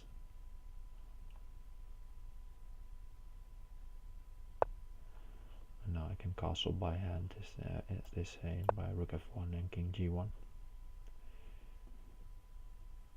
Which is, well, it's a nice theme to remember. This rook f1 move. It also gives your king a lot of safety.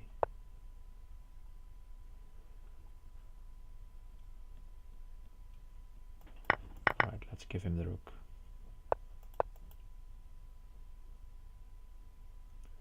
And just block with a bishop or a knight. If he plays rook at h1, for example. And now just move back. And I have all the pieces in hand and he doesn't have anything.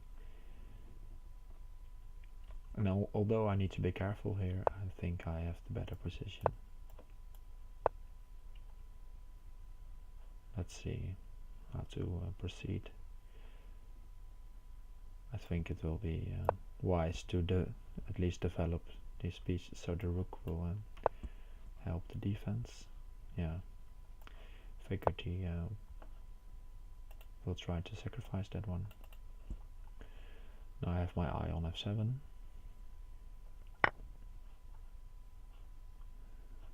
Maybe I can take on f7 first.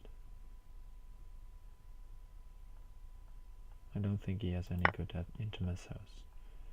Rook takes a2, just take all. And bishop takes e2, same story.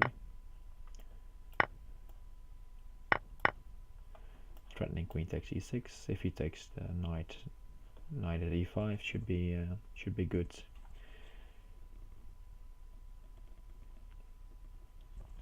So I'm pretty confident I'm good this game.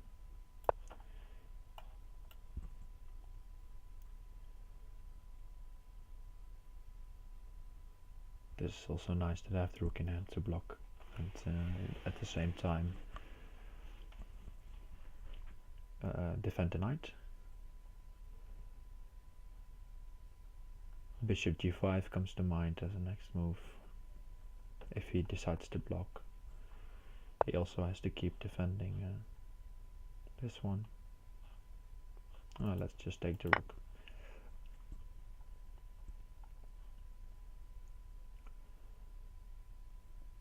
And again, here it's a good thing that he doesn't have any diags to attack me on g4 or e4. He can only work with knights, and he has probably knight d4, but I don't think that it will be enough.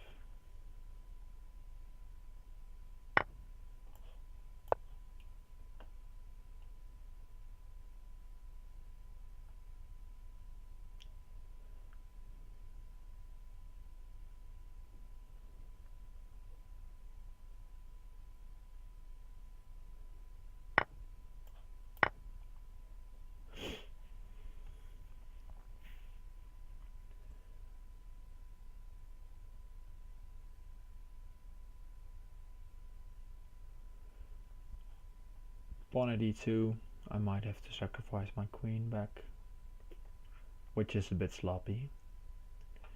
But I have this bishop b5 move, getting back the queen, or the knight I mean. And he still hasn't got that much material. So not the best of finishes, but okay.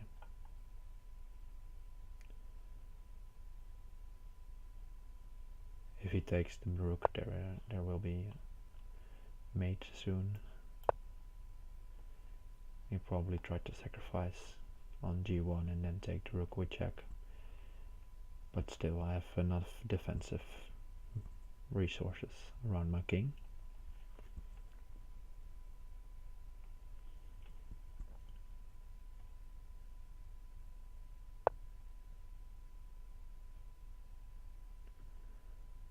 Alright, threatening here.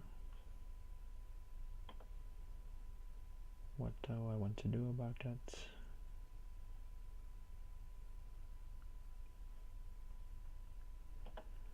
Let's just ignore it.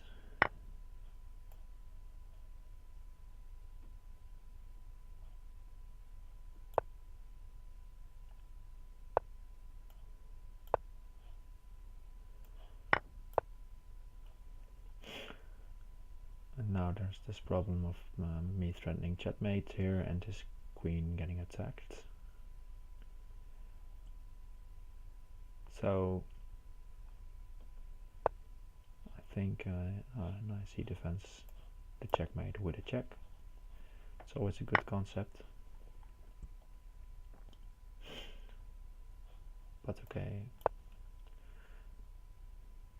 Now c5 is no longer defended, and I should be able to finish him.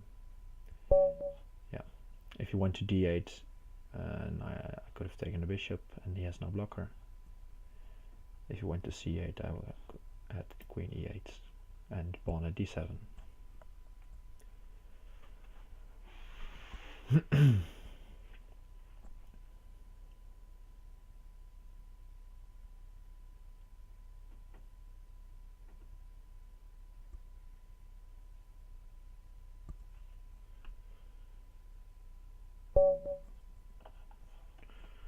Alright, Marlonk. Well, let's berserk. Let's see if he wants the berserk back. He doesn't. Well, that's of course his right. He might be listening to the stream, so maybe I should give him some bad advice. And bad advice would have been to berserk back, I think.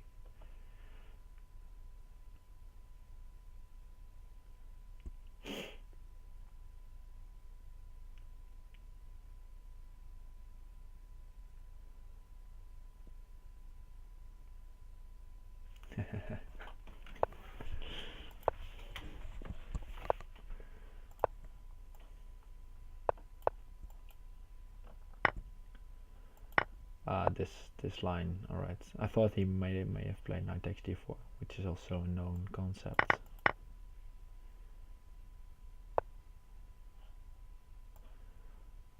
I think this is fine. Trying to take this pawn, and rook g8, and then he can't castle anymore. Okay.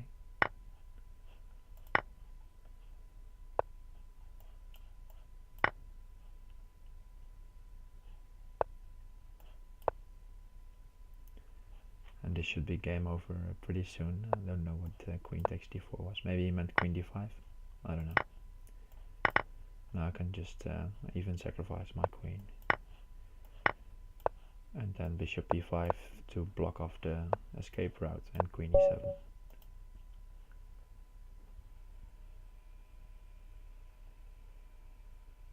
Happy to take that one after berserking. Yeah, mouse slip. Yeah, figured. queen d5 seemed like a fine move. Okay, and let's not berserk BB the game this time. I had 1 second left, I guess, in our last game.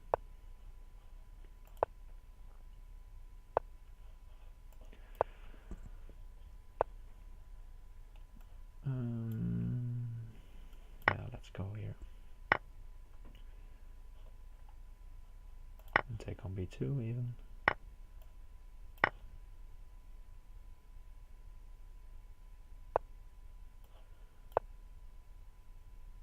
There's pawn at h6, which I missed. He doesn't play it. Let's see if I can try to discourage him for playing with that at all. Maybe pawn at a3. If bishop c3, my plan is to play knight at d5 and to get this bishop away from the diagonal, and now my plan is to attack this pawn. So to either trade this knight or to make the bishop go away.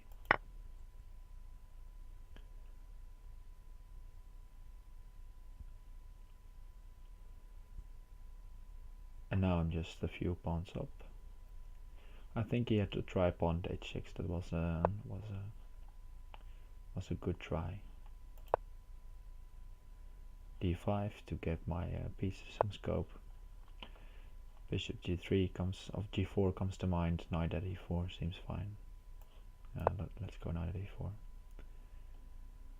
I would really like his bishop to get removed from that diagonal, and then I can play bishop at c3 at some time. For instance, now if bishop e3, knight takes e2. If he takes with the queen, I have bishop at c3. If he takes with the king, I have knight c3, forking. So in either way there would have been a fork.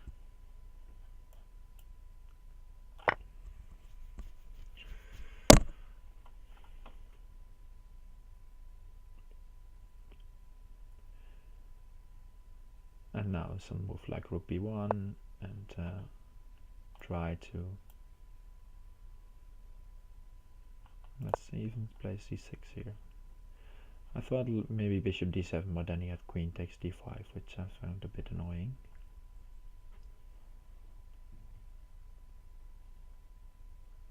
And normally it's not really a good idea to open c7 for your opponent, but he hasn't got any entrance at all.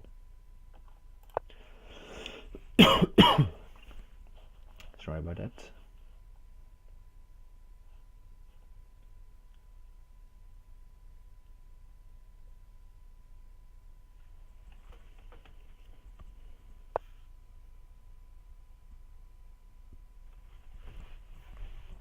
Right.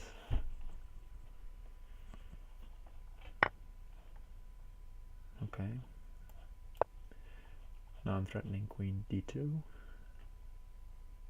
Could have also taken back, but that's also a possibility in this move. Now I think there will be some sort of mate. Rook at the back rank. If he takes e3, rook at e2 is checkmate. Okay, there we go.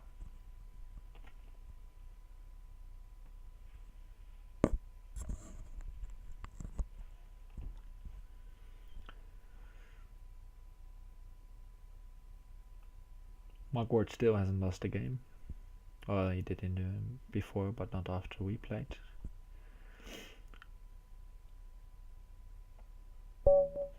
So we're still battling who gets the fastest win until we meet again.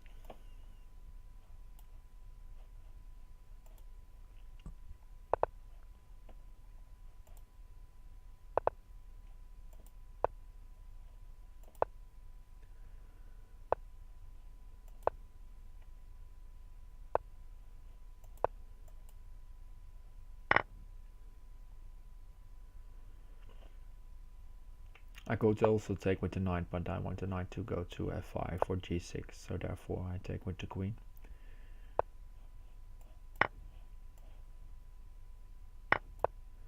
And now he's inviting me to take on g2. And since I've berserked, I think it's the practical decision to just try to open lines and sack some material.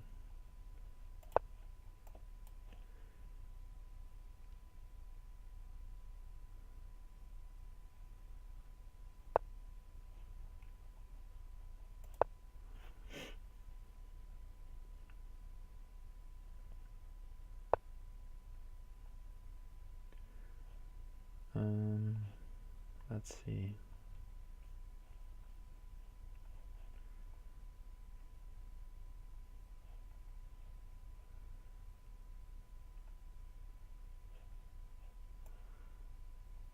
I'd like to have a bishop at my disposal, but I haven't got one.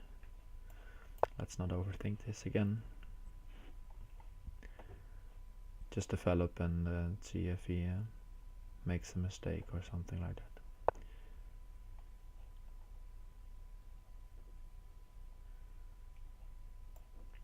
Let's not part with the queen yet. Double attack on both of the knights.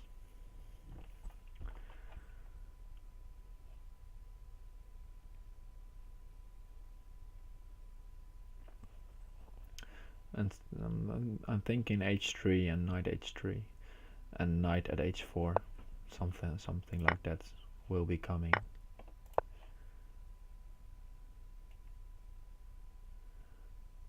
And I could even try to sacrifice the rook. And the nice thing is sometimes people believe your sacrifices even though they're probably rubbish, as was the case with this one. But he might be thinking, well, I'm playing this this good player, he probably knows what he's doing, but most of the times the better players is also just trying something and hope for the best.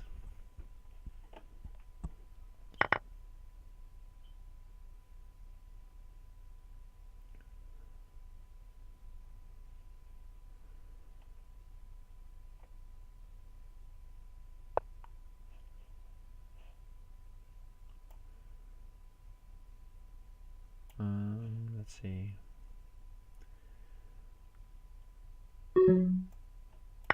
Gotta move fast.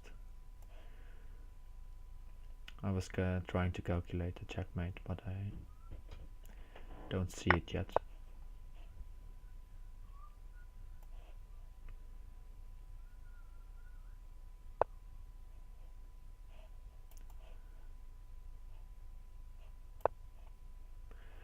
But okay, let's force the king to e2 maybe.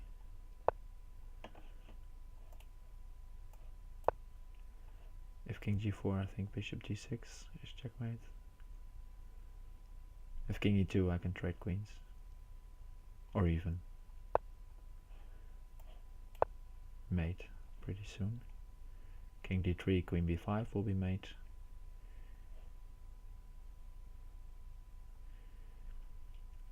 If queen e2, I think I can pre-move queen b5. Since then, if queen e1, knight g2 is mate. And now I can just take the queen. Or even knight g2 mating. Yeah, knight g2 is mate.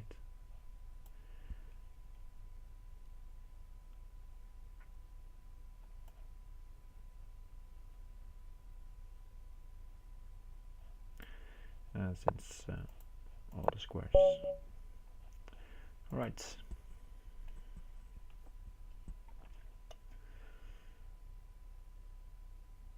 I'm up 28 points. Yasser Sairaman. Let's see what he's got.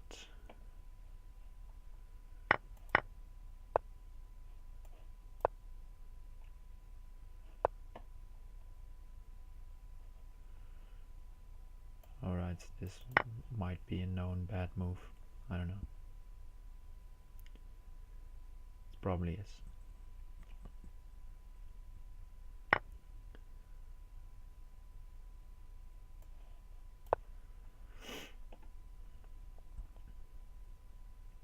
So there goes some of the opening advantage.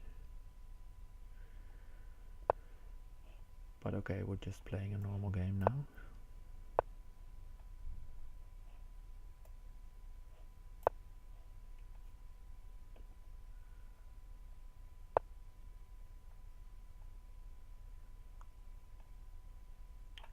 And if you have watched some of Yasser's streams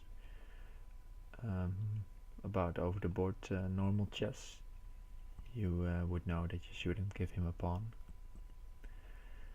because he's a pawn grabber.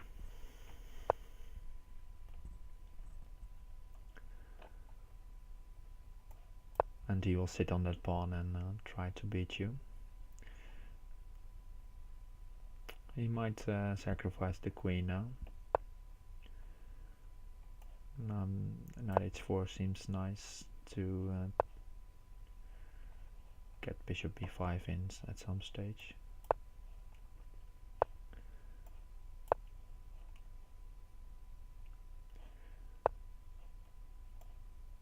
Alright. Position of Crazyhouse.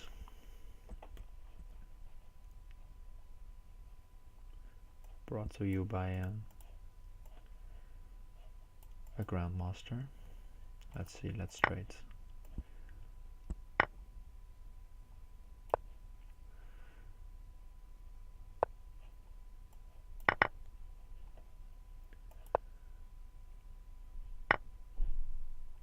There we go. That's a free pawn, he would say.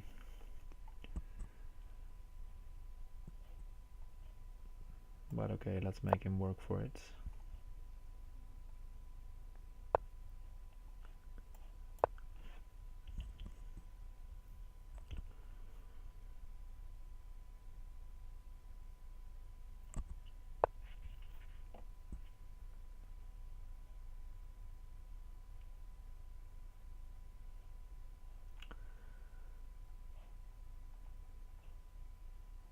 Well, whatever the result of this game will be, it's always nice, you can say you have beaten a grandmaster, and you just don't have to specify at which variant. Beat Yasser 7 times. Oh well, that's quite an achievement.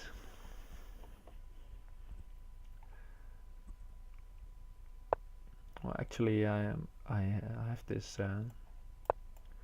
I have beaten a GM in normal chess, or not in blitz chess once. That was Jan Timman. Maybe you have heard of him. And this was this blitz game, and he missed the mate in 2, but I wasn't even swindling or something. I had just a better position, and I threatened mate in 2 and he missed it.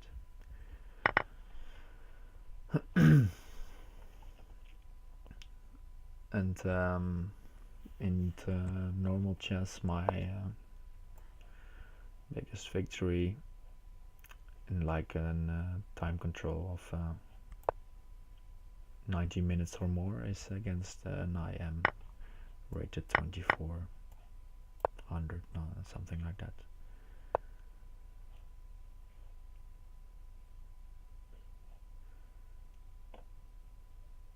Yeah, he's really giving me nothing to work with.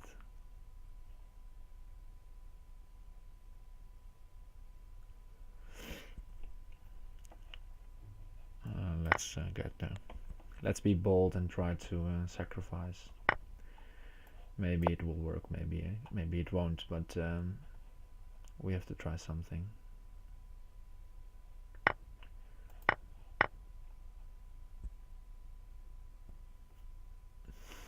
And if you all feel like you're already losing these games, well, just try a few last tricks, and then if they don't work, just resign and move on.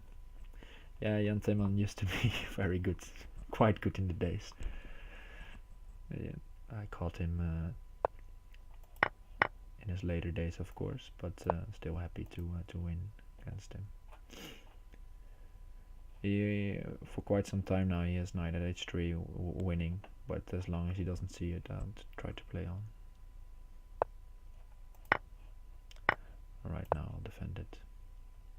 Knight at h3, pawn at g2 was an easy checkmate in a few moves.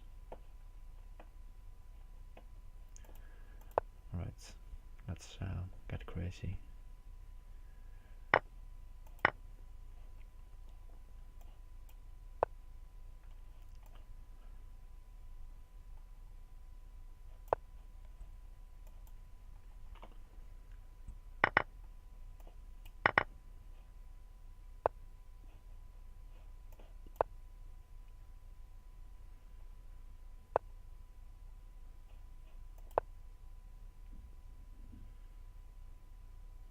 Yeah, I should resign, but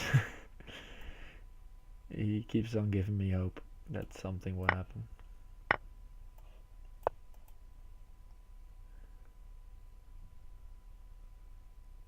Like even now, there isn't anything good, but he keeps on playing moves that make me think, well, no, maybe there's just a chance, maybe there's a shot.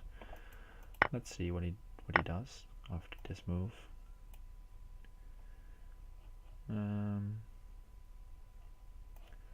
Let's set up a trap. If bishop h3, I can take it, and then bishop at f6 will be made in a few moves. Yeah, he sees it.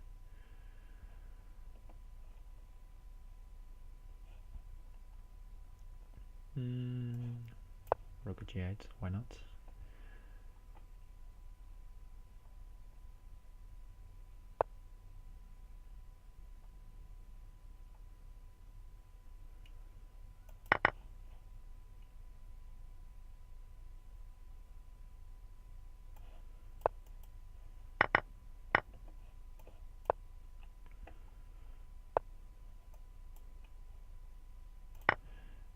Just keep on sacking everything.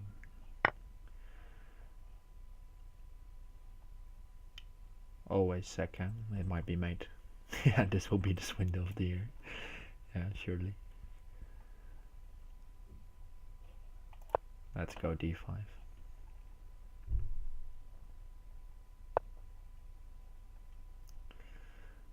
The funny thing is, he keeps making this.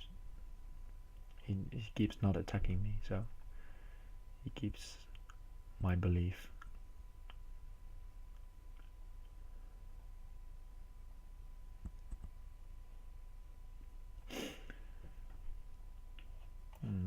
Rook of 8, maybe.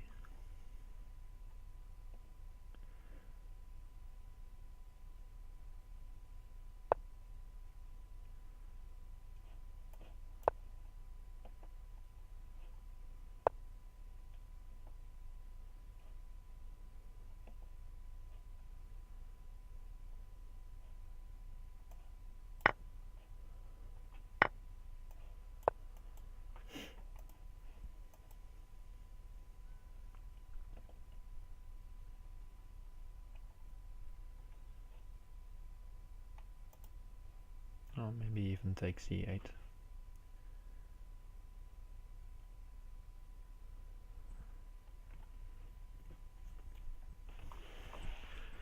And the clock is ticking. Well, I almost feel bad about playing on. But okay. Let's see.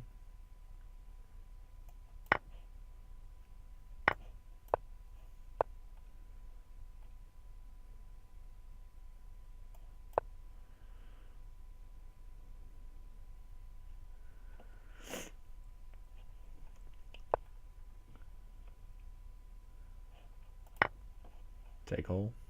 Why not?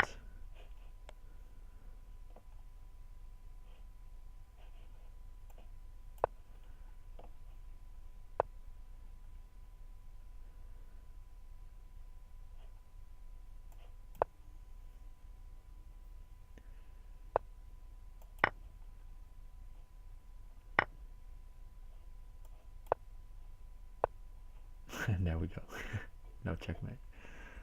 Oh, maybe maybe rook g4 or something. All right.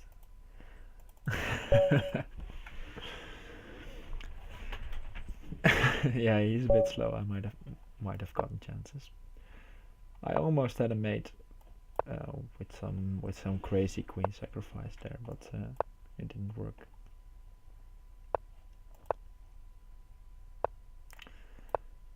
And now there's that was 5 minutes of which I could have played another game, but okay. You have to keep trying. Seems like Mugwort has move ordered me, if you could say that, by playing the knight not to c6 but to b7, so that he can cover on f6. Let's take on c5 first, see if he wants to take back with the knight, and then take on f6.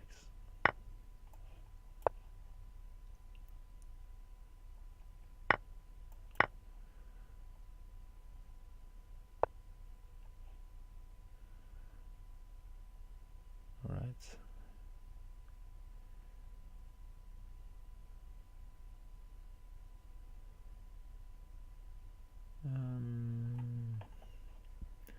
How I want to deal with this?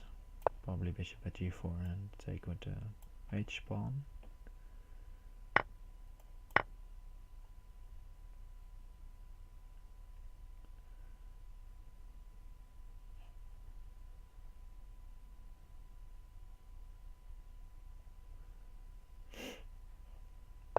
And yeah, I figured he had bishop at f3.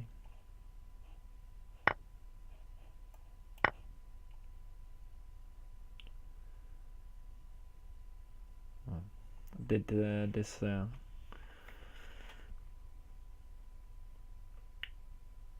doesn't look good. Bishop at f4 probably, or even knight at e2 first. Alright, he wants to go there. What is the problem with knight e2 is the threat. Alright. And it's a big threat. Will be checkmate. So probably this is forced.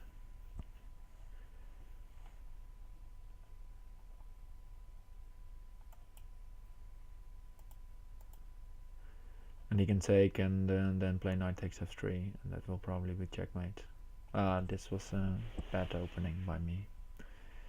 Takes h3, knight takes f3, and queen h2 probably, and knight d4, bishop g5. Well, should be enough. Maybe he has found another way. That seemed pretty easy actually. Don't know why he didn't play that.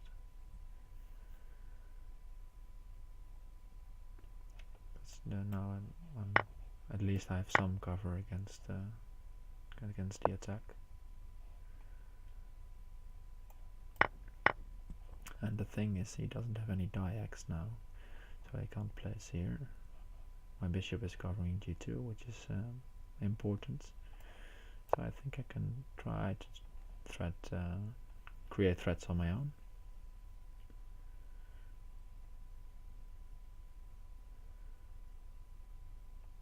And then try to get a knight somewhere, or maybe defend first on with queen g2, for example.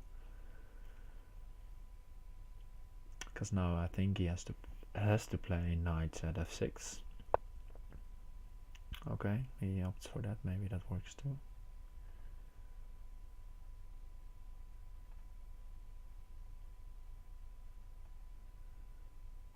I think I have to take.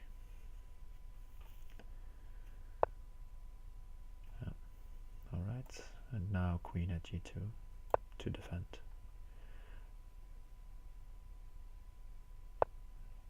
Knight at h4, yeah, missed that one. Ugh. That's bad.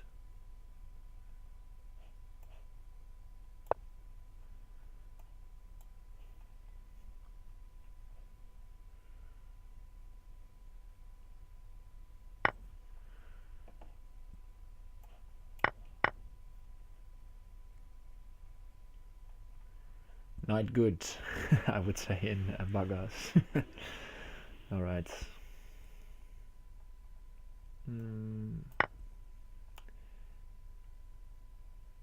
With the bishop and queen at h4 would have been made.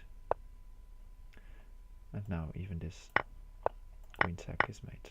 Yeah, there we go. Well done by a mugwort. 2 defeats, 20-point difference. Luckily, Mugwort also lost the game against Blunderman 1. Otherwise, he would have even been closer by now.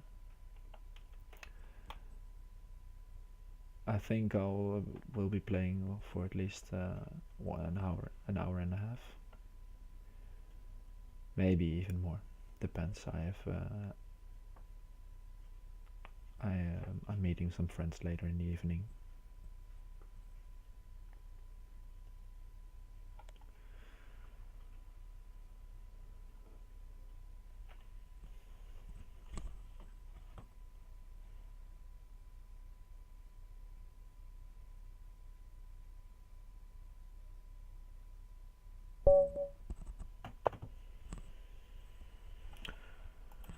Alright, let's berserk.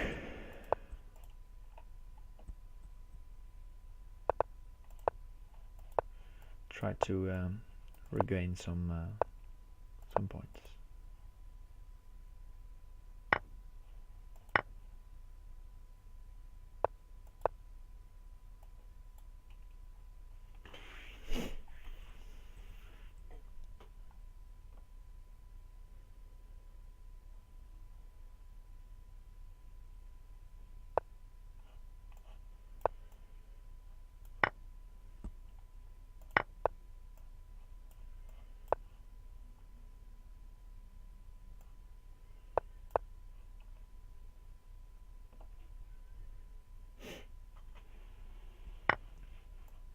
He first had to take there, otherwise I could have taken on d3. But now I think I can take on d4 and then knight c2 is the threat. Maybe bishop a4 works. Probably does.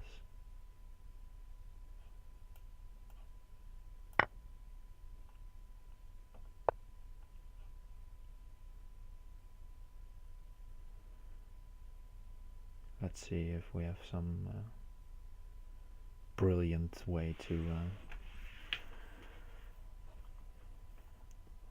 come out of this misery.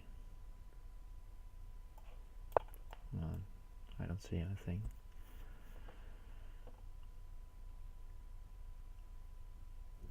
It's a bit sketchy, sketchy berserk, this one. But alright, so this is again one of those moments that my opponent believes me. He could have just taken with the bishop and then he would have been a piece up, knight at g7 as a threat. But he decided to give me the benefit of the doubt. Trying to let him use his last piece there. So now I can take, and he doesn't have a blocker except knight c3. And then I attack this piece. Knight e2 might be an option, but I think I can take that. Let's trade all and queen at c2. He can walk up to d4, but I have c5 mate. Or mate in a few moves.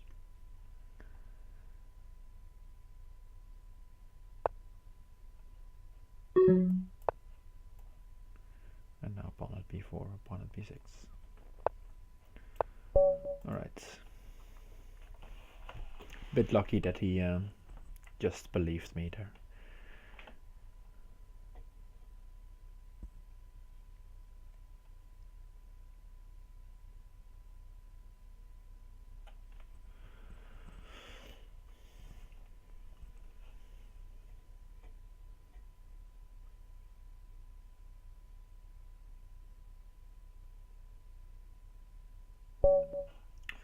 Alright, Blunderman 1.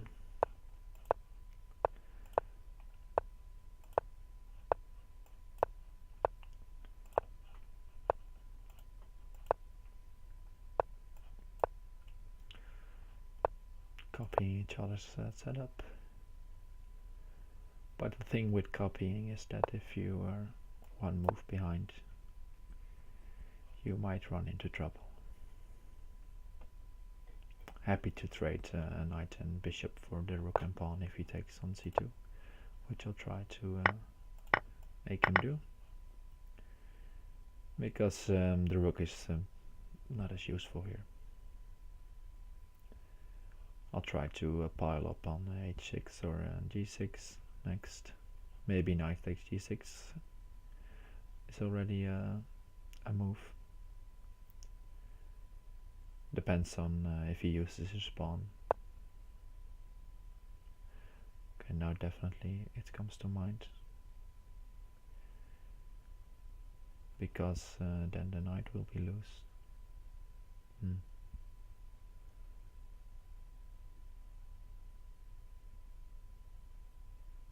Let's see. Knight takes g6, f takes g6, queen takes f g6, knight takes f4 probably, bishop h7, knight f7, rook takes queen here, and I think that's a fine position for me.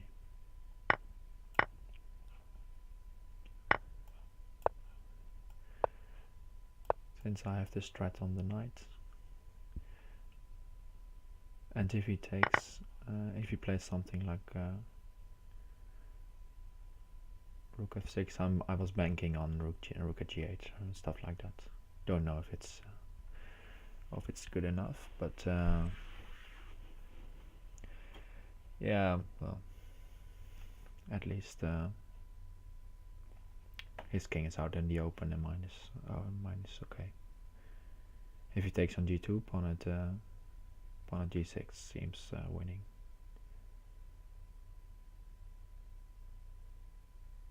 So I guess he can do that. I think rook at f6 maybe the best move.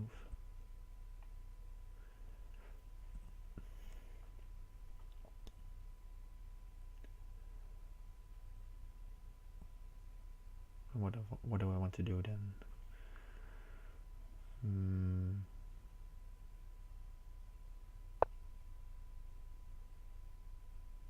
Yeah, right. Let's see.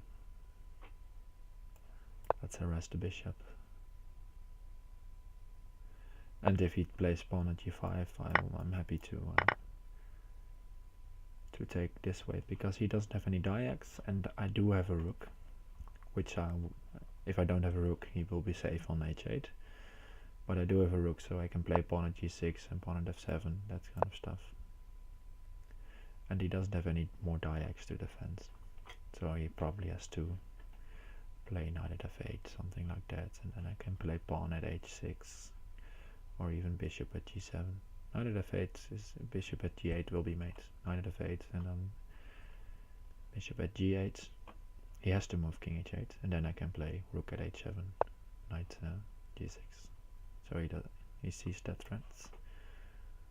Alright, let's up the pressure. If he takes pawn at g6, will be very strong.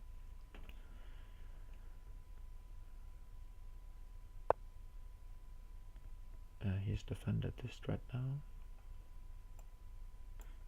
Let's take.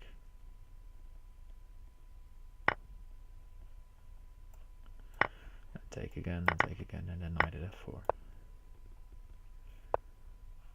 And ask him, where do you go?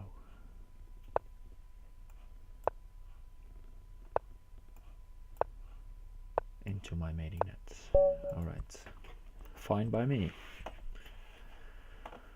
Alright, back on streak.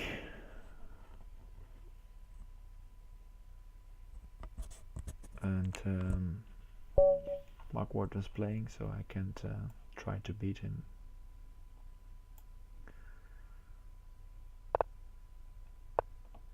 Alright, g4.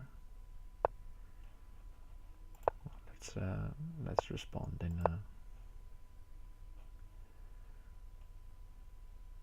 an unorthodox manner, maybe, and try for h4, g3 kind of things.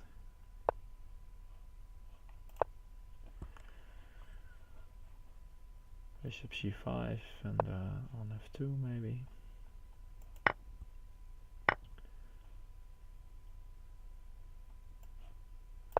Let's see if he wants to play pawn c3, and then later on my a knight can come to c2.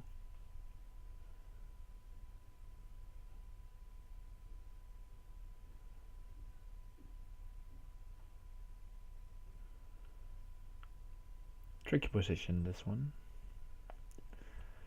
Probably never had it before, or anything like this. I think I can get away with pawn at f5 or something like that. Seems nice.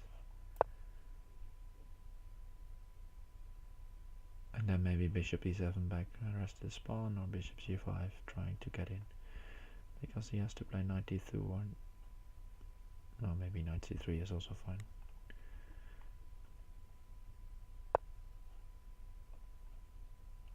But anyway, I was banking on this to be okay. Ah, that's interesting. That's an interesting move. One that we need to address. Let's go knight d4. If pawn takes, rook b8, and if bishop takes, I would have considered not to let him take, so that my queen would have this brilliant diagonal to work with. Expecting something like pawn at d5. Maybe. Alright, he wants to get in on that wing as well. But here I think that's careless by me. I thought he would have taken on h6 and then I would have run, but this is bad. Alright, sacrifice the rook.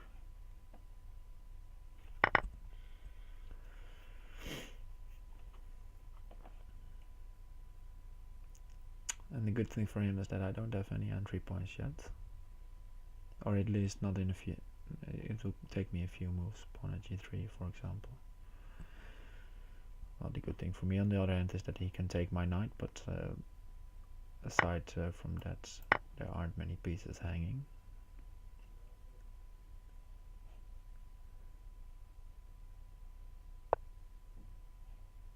Yeah, that's a strong move. Really strong, actually.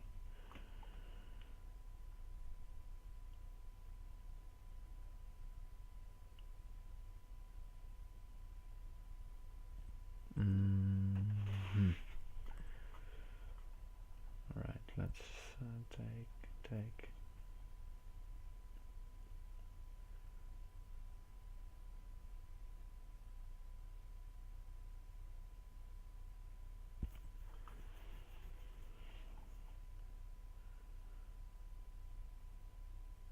The problem is if I play queen f8, he will just take and repeat moves.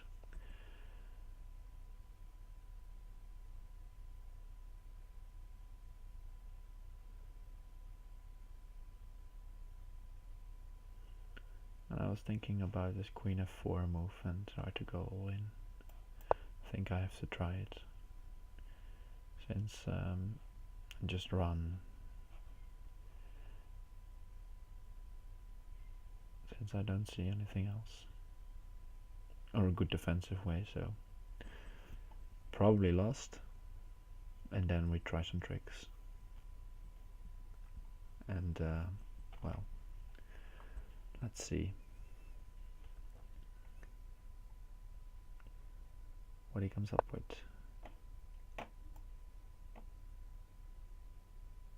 That's strong. All right. If I went to e7, he had knight d5 twice, and then take the queen.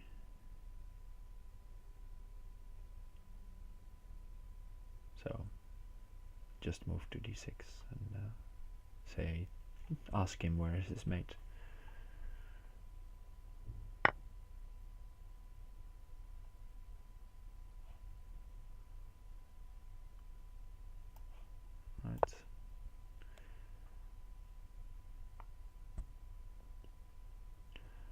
Rook at c6 might be strong, don't know. And then knight b5. And knight g8 is checkmate maybe, in a few moves. Well, I don't know.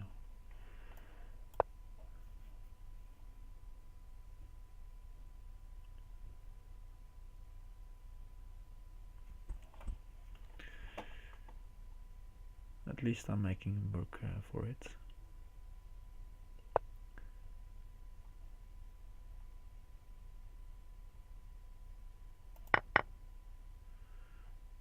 Cooking here, then he'll take. Queen takes. Seems actually okay. Does he have a mate threat now? Rook takes d7. I don't think that's mate yet. Let's just take.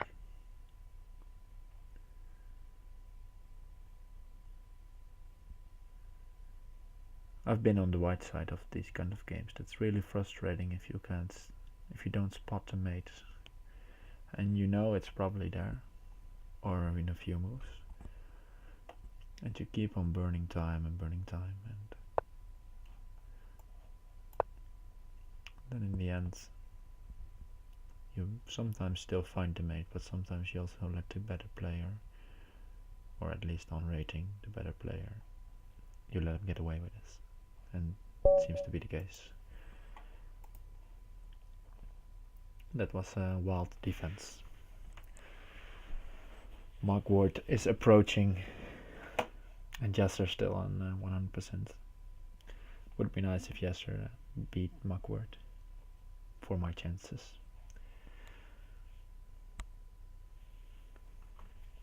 I see that Mark Ward is playing Marlong. Let's go Marlong.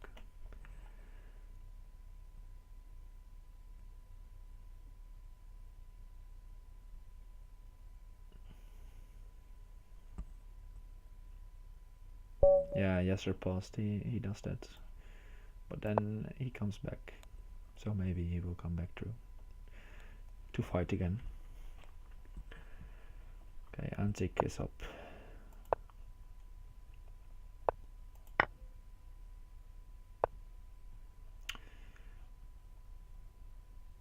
Alright, what is this?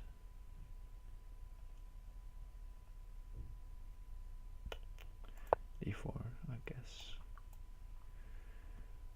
Maybe he meant e6, which is a known line for me, but maybe this e5 is just theory or known. But okay, I'll just respond in a natural way.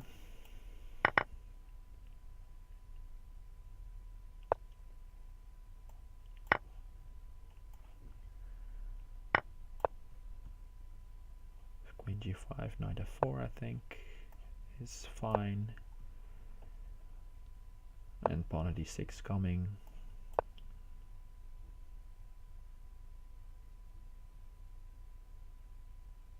You would have tried taking e4, why not? Oh, e5 you mean? Maybe I could not take on e4. Well, the problem with in this position, I don't know. I don't think I could have taken it. Well, okay. We'll see. Let's move on.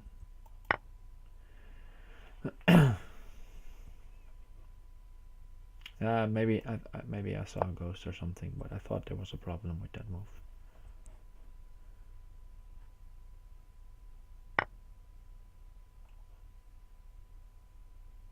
That's just an easy pawn. That's careless. Maybe d6 will work.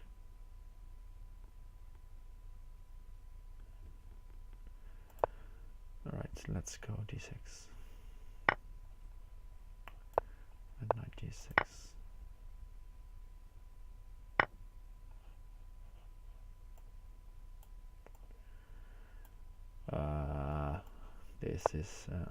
This is bad. I didn't have a blocker left.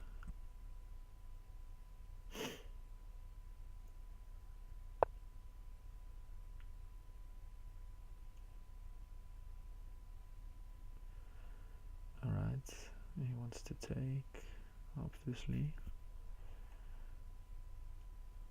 How do I play this? Take once and then go knight.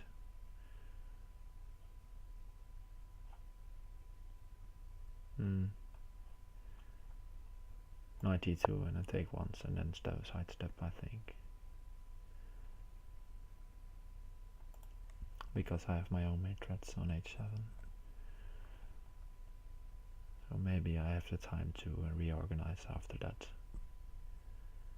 But allowing this queen takes f7 and then going d6, that's bad. Maybe there's a better move than d6, but I just felt like, well, this game is going well, and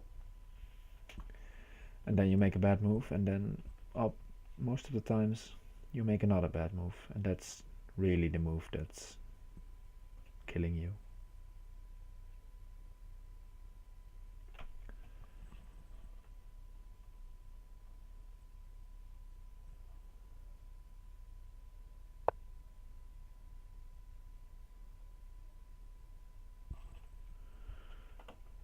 Alright, he decides not to go for it. Gives me the chance to play knight g6. Let's do that. Saves the knight and threatens knight e7.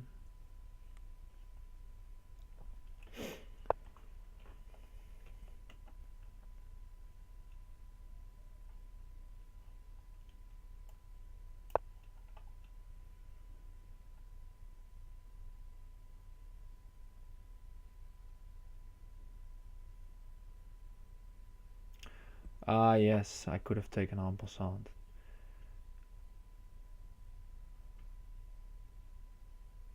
Yeah, that would have been better, I think. He would have gotten fast development though. Bishop takes e6.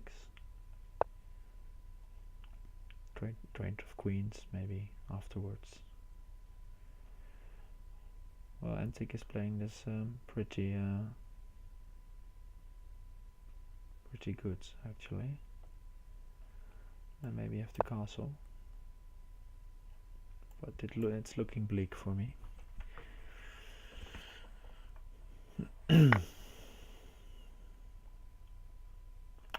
Let's renew the threats of knight e7. And maybe then afterwards f3 or something like that.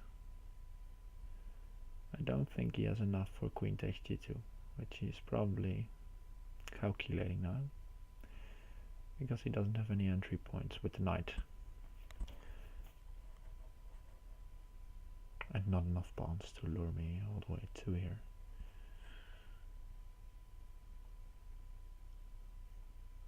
Maybe even bishop at f3 next. Alright, attacking my knights. Bishop d5 comes to mind. Yeah, knight h3 looked scary, but I think king h1 and he doesn't have a mate yet. Because the knight can take on g1. And now win back the queen, that's pretty important. Maybe something like e takes f2 and then bishop takes g5 back. But he has little few pieces around his king.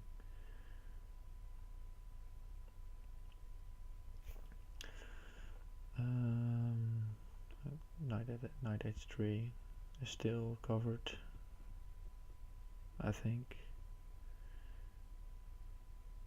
So I think,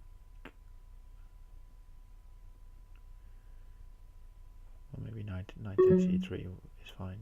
No, looks bad. Just queen e8. Oh, that was easy. Should have spotted that way earlier. Just a free fork. And all my troubles are over, or at least for the time being. And now it's something like bishop at f7 and pawn at e7 next are major threats.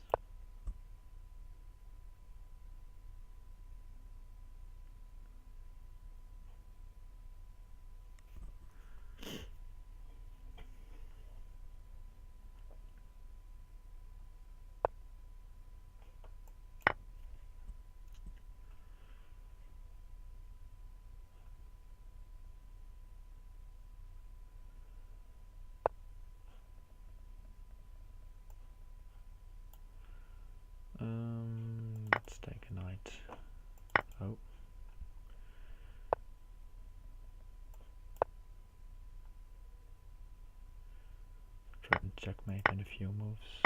Pawn at f6 and bishop at g7. Alright. Oh.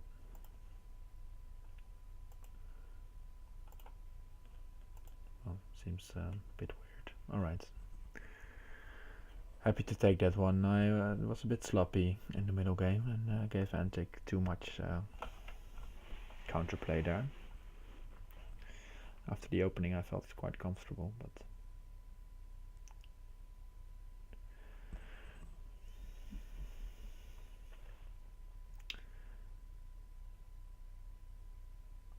Yasser rejoining. CIW is also playing. Yuan has played, but he quit after he lost. We've all done that. FMH bar. Some good players playing this tournament, and almost 300 played or are playing.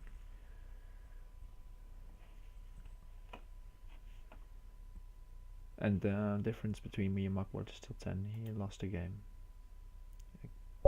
Ah.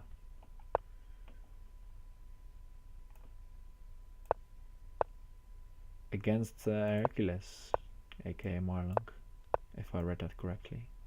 That's nice. Headstrong. The Headstrong, I've played him a few times, as you can see. And the score seems to give me a great advantage, but it's not so easy against him.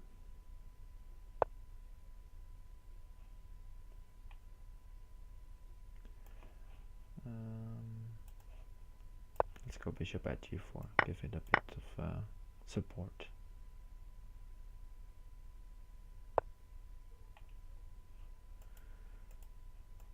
Remove another attacker. The knight on b4 wasn't doing anything else.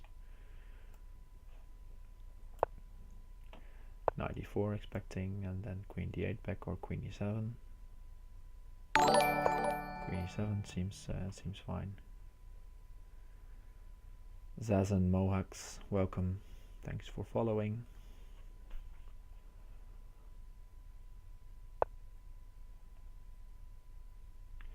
And now I think I can take on f3 and maybe even twice. And then knight h4 is a bit nasty. Threatening to take on g2, and now pawn at f3. I think if he takes with the queen I fork. Yeah, he already sees it. There is pawn at f3. King takes is even checkmating 1. And queen takes his knight at h4, winning the queen, and with an attack. And he hasn't got an attack yet. So that's nice. Okay. And Antique also won a quick game, I think. I assume. And we play again. Let's play a bishop f4 line. And the idea of this line is that you play bishop d3 and knight c3 or knight d7. Remove the knight from to e5. And play f3. And that's your setup. I tend to make this mouse slip for the second time already. Of course meant knight e5. That's a bit loose by him. That's just losing a lot of material. At least a pawn. And maybe more. Knight h6, I'm thinking about sacrificing on h7 and taking d5. And then I have three pawns for the piece. And this king is weak. Or at least weakened.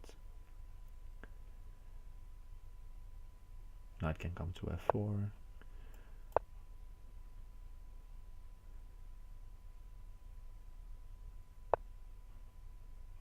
He's threatening now to take here, so I think pawn d3 is in order.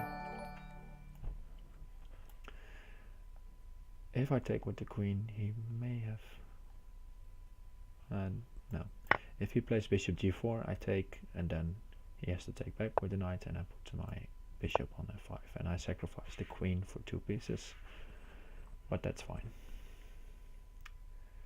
Too good here, thanks for following. Alright, maybe now it's in order to play f3 to stop any of his pawns coming to f3. Let's take with the pawn, open the line for the queen, and also making him move his oh, let's watch out for the pawn on d4. I want to play pawn at e4 and f5 if he lets me.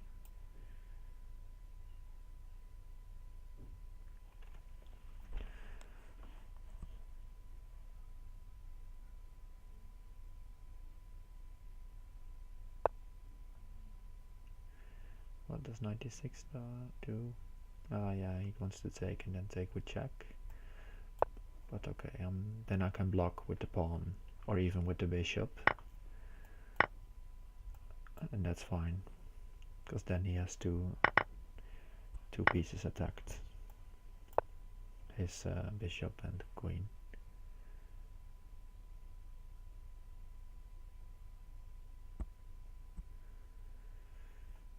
Hey, Drymaster 2017. Yeah, that's actually a funny story. I'm part of this student society where we give each other names that have something to do with our task. And well, as you maybe can guess from the webcam, I'm quite a big guy. So yeah, Clearcast is some kind of bodybuilder in the Dutch language, but it's also it also means how do you say, a place where you store your clothes. And as I was responsible in my student society for a few years to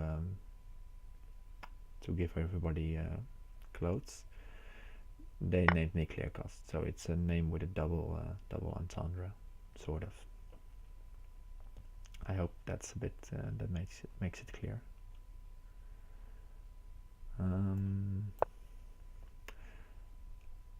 Back to the game. I'm at a few pawns short to mate, and I don't want him to play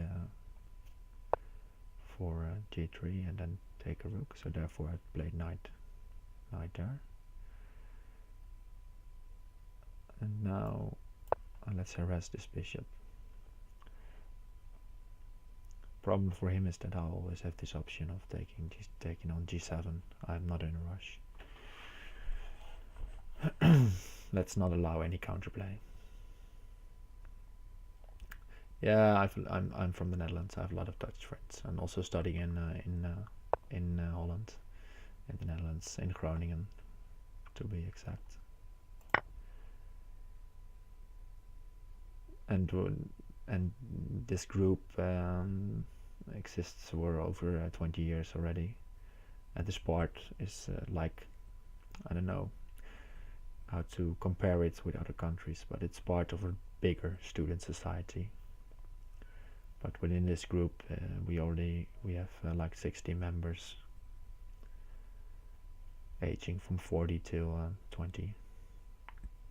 And of course, those 40-year-olds are already working. But once a year, we meet up with the entire group.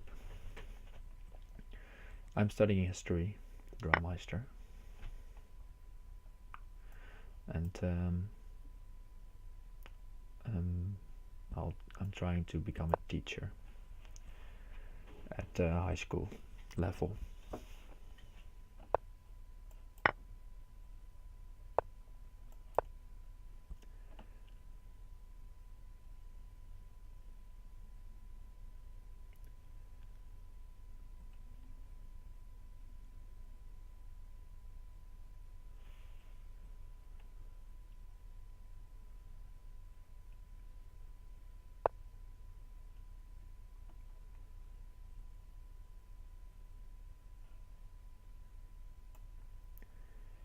My accent is Australian. Alright, I don't know. I've never studied abroad or anything like that. So I don't know why I sound Australian.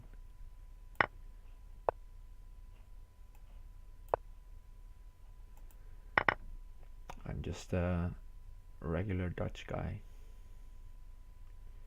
Traveled a bit through Europe, but not for longer than a month at a time.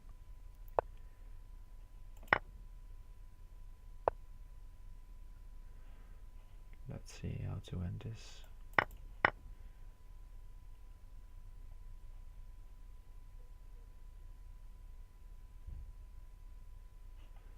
I think making a queen is just the most easy one.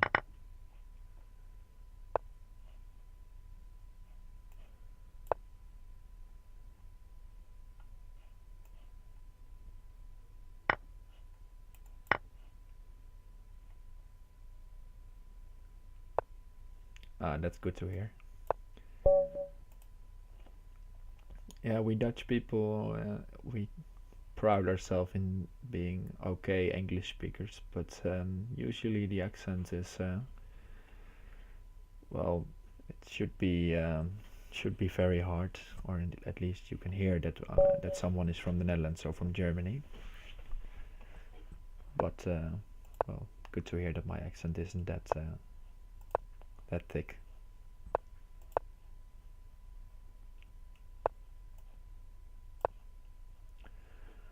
Right, Rafael Nadal.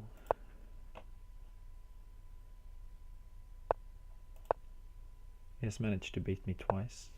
Can't recall those games actually. I have a bit of a slow setup, just waiting for him to push in the center. Let's sacrifice a pawn to get free. And the point is that he probably will take with the knight, yeah, and now I have pawn at h3. And if he takes this will become open, so he has to deal with that. Okay, he decides to play it like this, and now I have this double threat of taking on d3, and also the queen was threatened. And if he takes on g4, now I can take on d2 actually. And if he takes back, then there's knight f3 and bishop at g2, which is checkmate. So he's already in a lot of trouble here. Maybe pawn at e2 will save him. Yeah, and actually that seems fine. Then I have to go back, I guess. Or bishop at c2. My O2B rating is around 2100. I think my national rating has just dropped below it. That's a bit premature. Pawn at d2 is just fine, I think. But my national rating is just below 2100 because I suffered some losses lately. But my feeder rating is 2115, I guess, or 16. So that's pretty reasonable, yeah.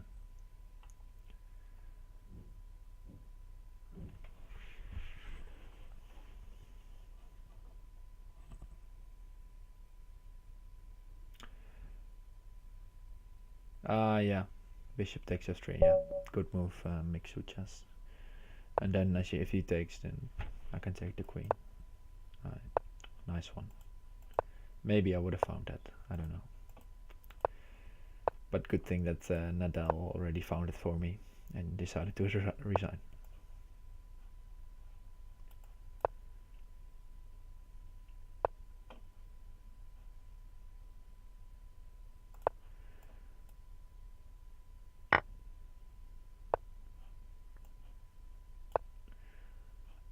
Building up pressure on h3.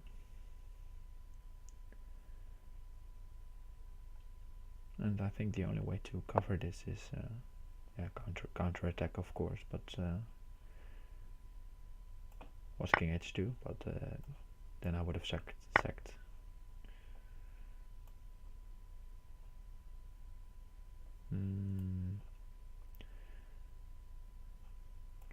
let's just go back.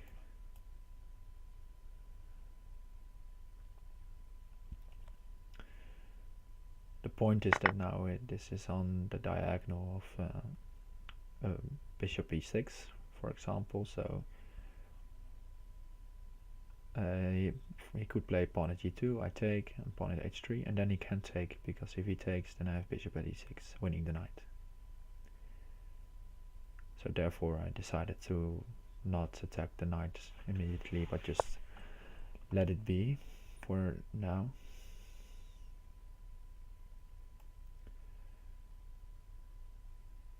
But maybe that wasn't the best decision.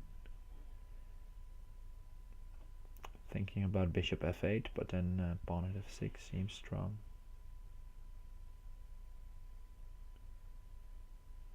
But okay, let's go for it.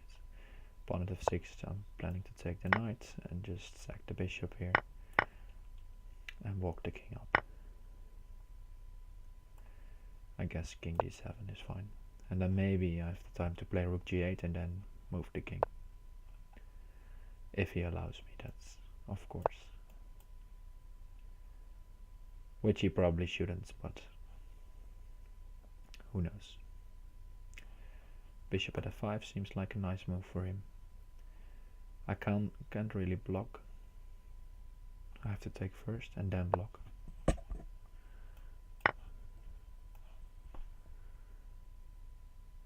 And then he can go bishop back and regroup, as he does. Rook g8 comes to mind, then knight h5 he will probably play, and I have to deal with this. Maybe bishop at g6 first, but then pawn at h5 is a problem. So let's just go rook g8 and bishop at e7, or even pawn at e7. He covers, alright, also fine. Now I think I can play this. Knight takes e6 and then I take the rook. Seems fine. Or even try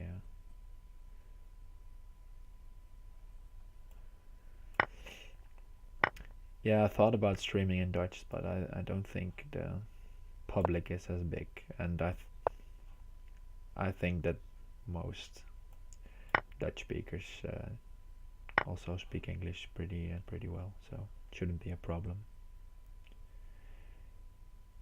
Yeah, exactly what Legion Destroyer is saying. I think this is the best move. He has pawn at g7 if he wants. He doesn't play it. And I was scared of bishop at e8, but now he goes for it. Alright, that's sneaky. Well, let's go all in then. Try to stir up some complications. I think I'm lost. But if you have been watching for some time now, you know that I just try to get some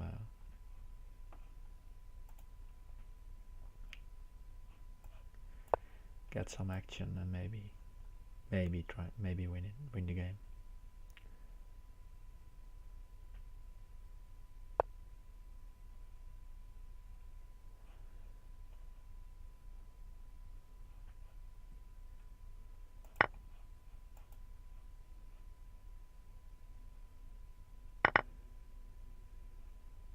Knight b8 maybe, don't know. Queen e8, king c8. It's all very sketchy, to say the least. Yeah, alright, that's clever. I would write history then. Aren't we writing all history then? But I don't know, maybe there is a Dutch chess stream, but I think most Dutch streamers also stream in English. For example, I know chess.com Bigfoot streams, for example, and he's streaming in English. I don't know I don't know anymore on the top of my head, but maybe there would be a market for it. But I think most people just enjoy people streaming in English.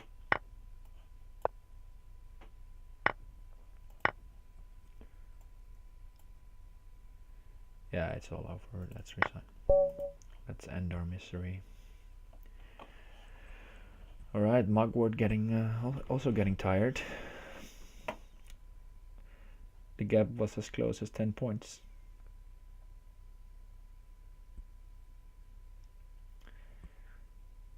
Yeah, just the Crazyhouse only stream isn't my goal. I would like to stream chess also. As a matter of fact, I had a chess stream this morning. But well, in Crazyhouse I'm a bit more known, and therefore I also stream a lot of Crazyhouse, and also I just like the game a lot. But don't be surprised if you see me streaming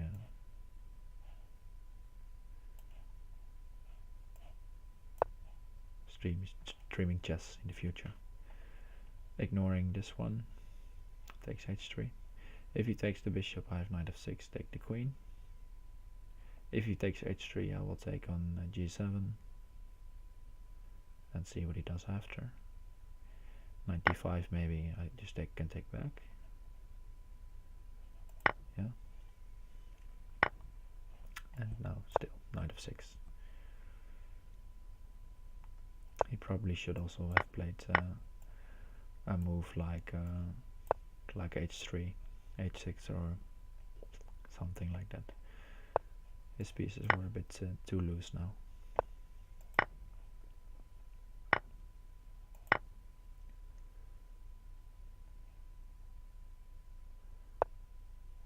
Alright, pawn at b7, rook b8, knight f7 is made. Yeah. Right, quick win after a loss, always nice.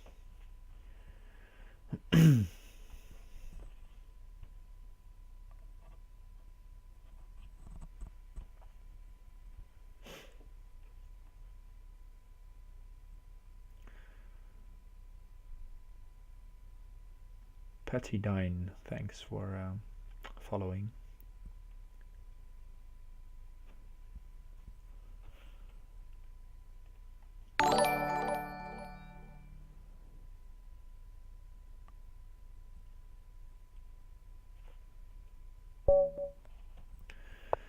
BB the game again. Let's play d5.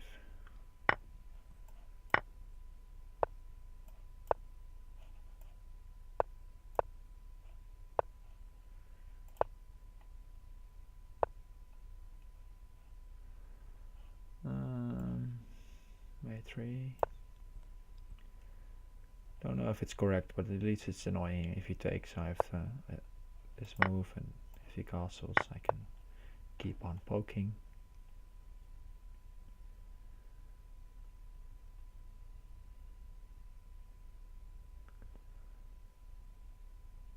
And maybe there's some concept with queen d2 and knight b5. Ah, yeah, maybe I don't know if I can if I can adapt the follower sounds. I maybe can put them a bit lower. I will take a look at that.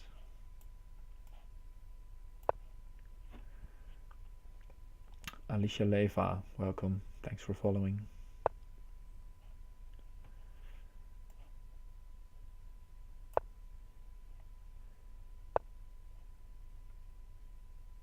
I could sacrifice the queen. I could also make him waste another pawn, which he probably will do.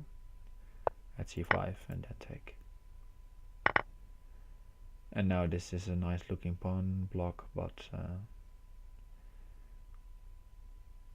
in the bank he only has a queen and a pawn left. So I think this is fine for me.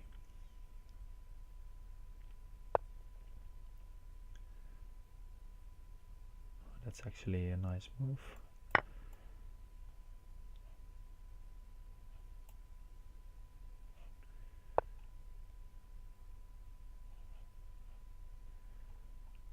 Knight a6 might work.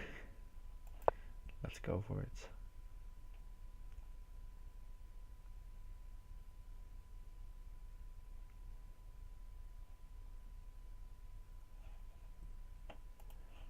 And let's see.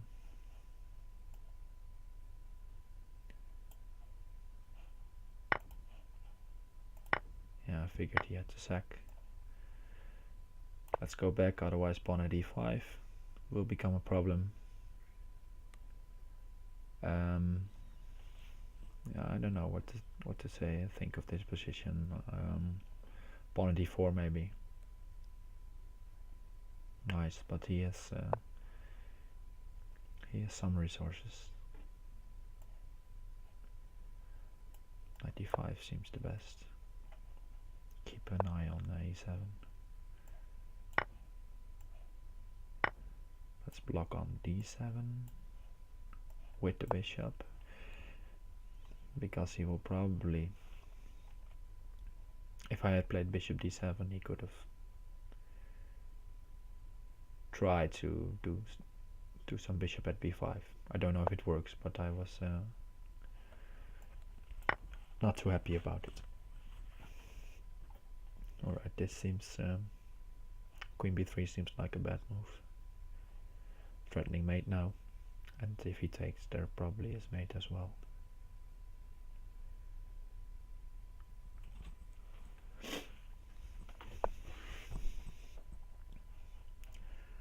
Knight at f4,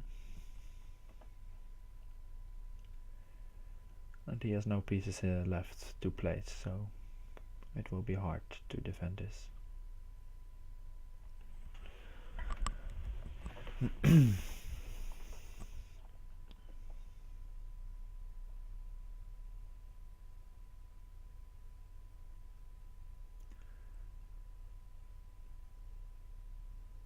As a matter of fact, it's hard to suggest a move which will prolong the game.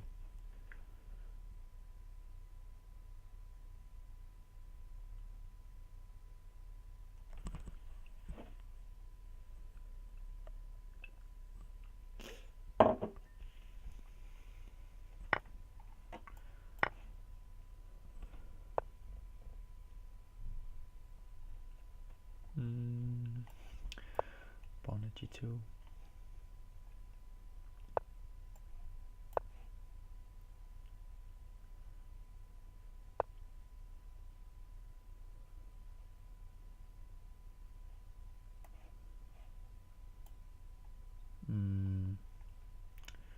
Not the cleanest way, I think.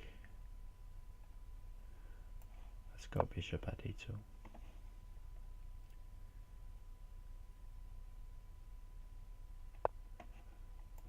And knight e3. Probably should have blocked off his escape with bishop at e3. Would have been cleaner. But well, it seemed like anything was winning. So I just went for it. A bit casually.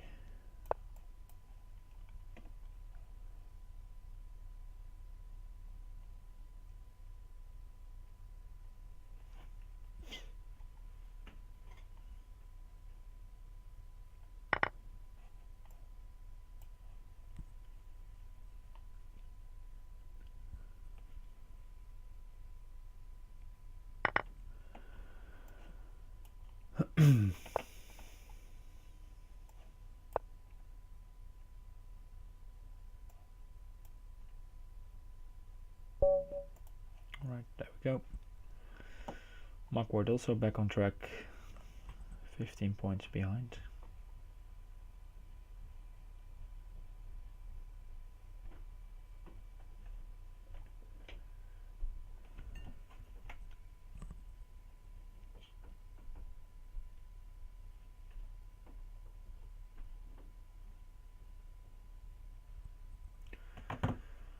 Alright, let's go.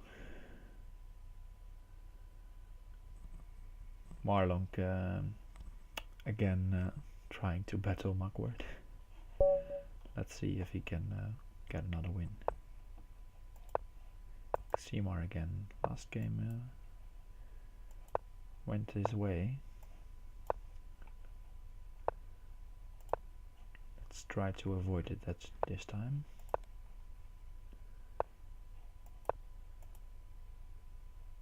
Could have gone aggressive and played e5 there as well. Right, he decides to go on the attack.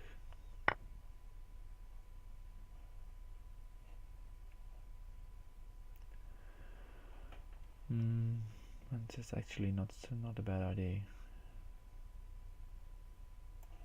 Let's try this one.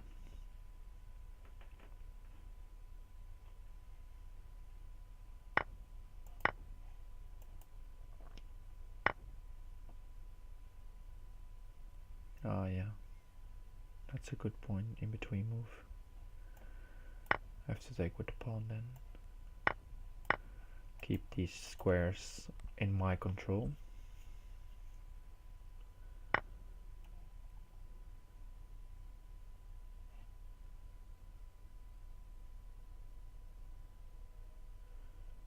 And now I'd really like him not to castle, or at least give him trouble castling.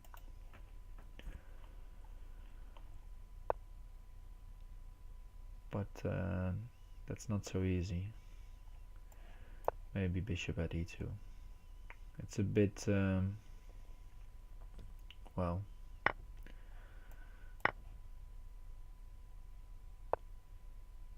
unorthodox maybe, but at least he won't be castling soon. Hello Chuck, welcome.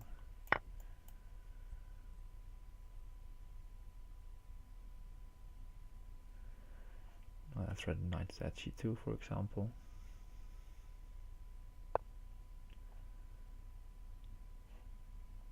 Which he tries to solve in this way. Let's play it anyway, and then take on d1.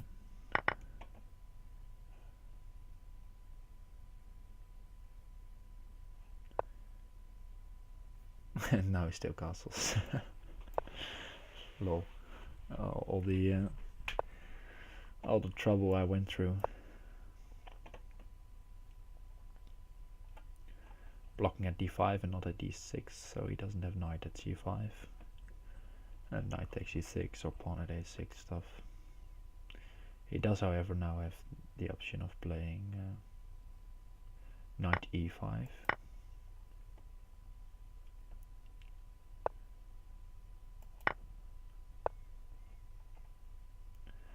I think I'll take once and then make a run for it.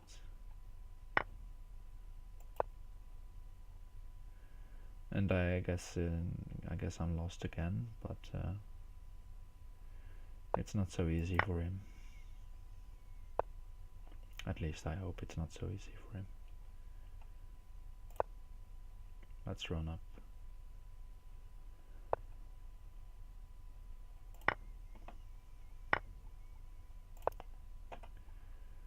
Find shelter at a3 or a1 or something like that.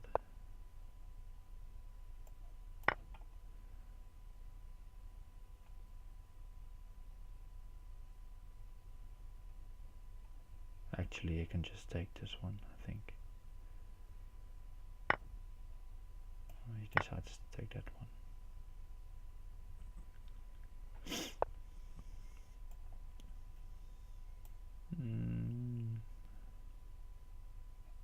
King c2 is made in 1.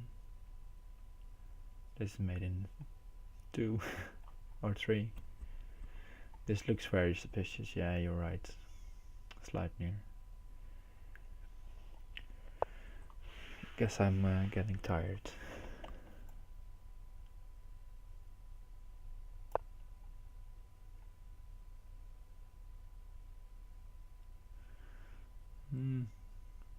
I don't know if that was the right decision though. If he plays rook a3 now, it won't matter. But if he plays that move, then maybe I can get away with it.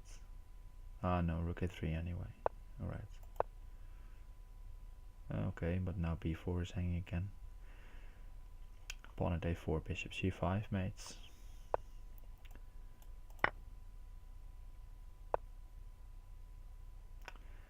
Oh, that's the problem, anything, mates. But he managed to get himself in a position where there is no mate. Or at least, not that I can see. Rook b4 maybe, as a sacrifice, and then knight d5. But then I can run to a2, or to a3, I mean.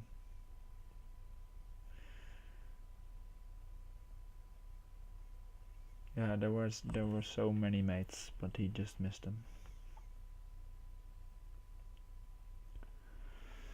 So Sleipnir saying, this looks suspicious. I foresaw all this, of course. I knew my king would be safe on b5.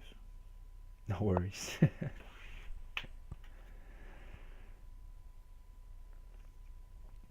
Knight at f3 is probably checkmate. Let's see.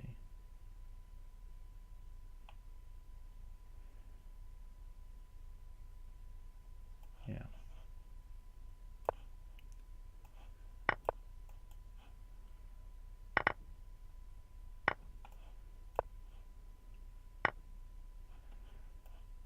Oh lol, just dropping the knight. Really, we're both playing very bad this game. I thought knight at g5 was just winning on the spot, but alright, now we have to make some accurate moves.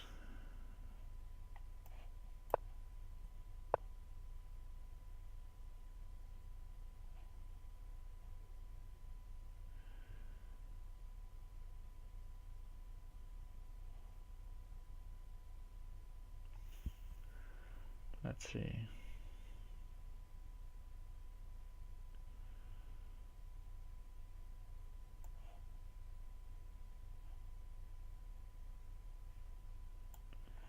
This is very tough.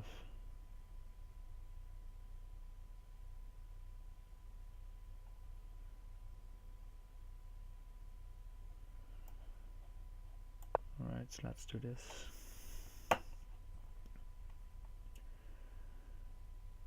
Oh, how I managed to mess up this one. Just brutal.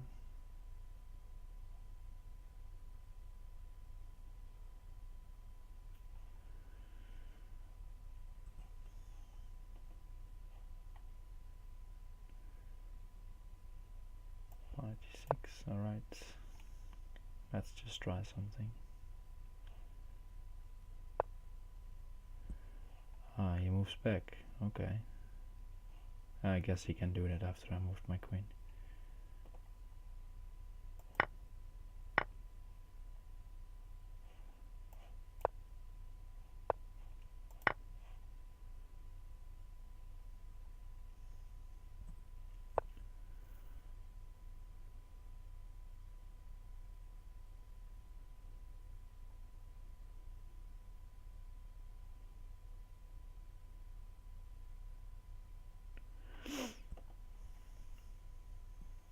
Yeah, alright.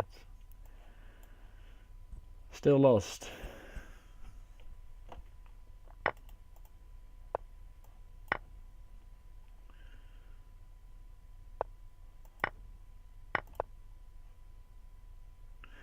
And I'll trust he doesn't mess this up again. Queen b3. Yeah. Whoa, that was bad. Yeah. Sad. Really sad. And it was also on the point of getting a streak going. Alright. Okay. Let's go a few more. At least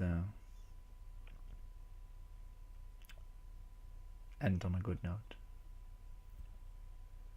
I'll probably play for another hour if my game doesn't slip as much as in the last game. Or I'll just go full berserk and try to overpower my opponents.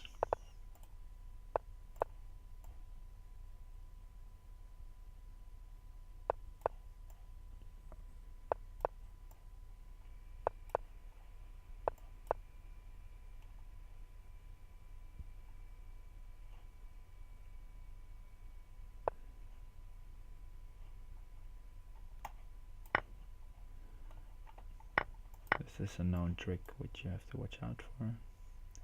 Can take on g3 intermezzo, but okay. I'll allow it.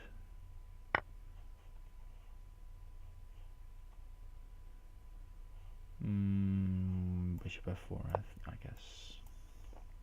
Just keep developing.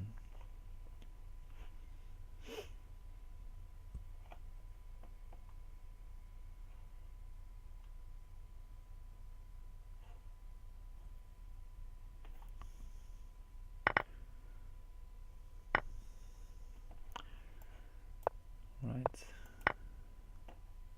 Takes on d4, pawn at h6. Just a typical berserk game. Just try to power play and make him use time so that I can think in his time. Rook at g6, pawn at h5 seems okay. Alright, he decides to check. I can counter with the bishop. Now he has to decide if he wants the whole on g7 or he wants to sacrifice his queen. Alright, he decides to play for bishop e5 or something, which I'm fine with. The problem is he doesn't have that much die-X, so I can walk to g1, where I'm fine for now. Knight at g4 coming, I guess. Yeah. If takes, then I can take back, and he hasn't got any die-X left. Alright, he tries to win my queen.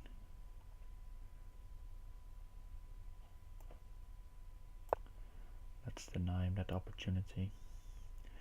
Now I threaten to take on g3 in some cases even.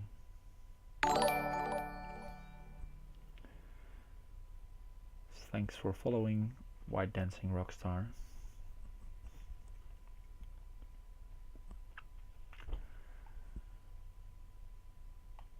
Knight at e7 coming. Right, he wants to sacrifice. Let's not give him a bishop.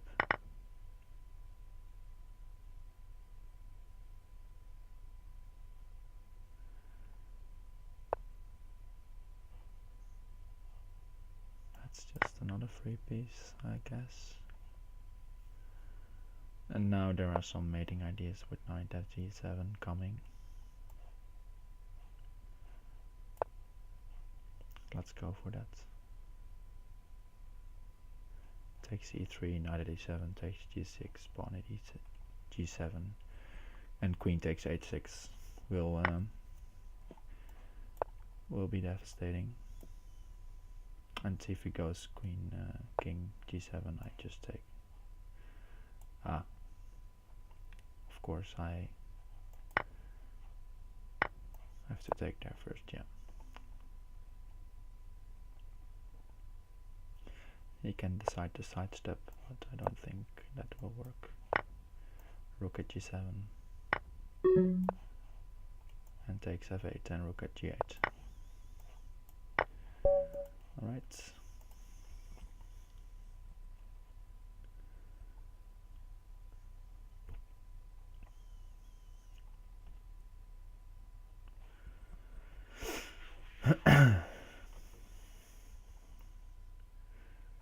Ximar is playing Mugwort maybe, and Mugwort will also fall victim to him. We'll see.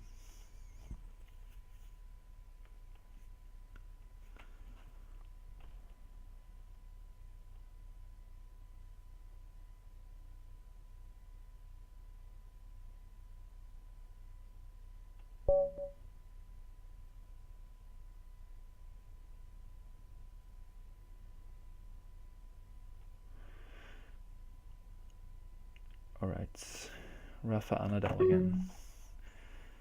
I kind of want the berserk, but let's not do that. Let's have some respect in the matter of him. Probably he will beat me if I berserk and he doesn't.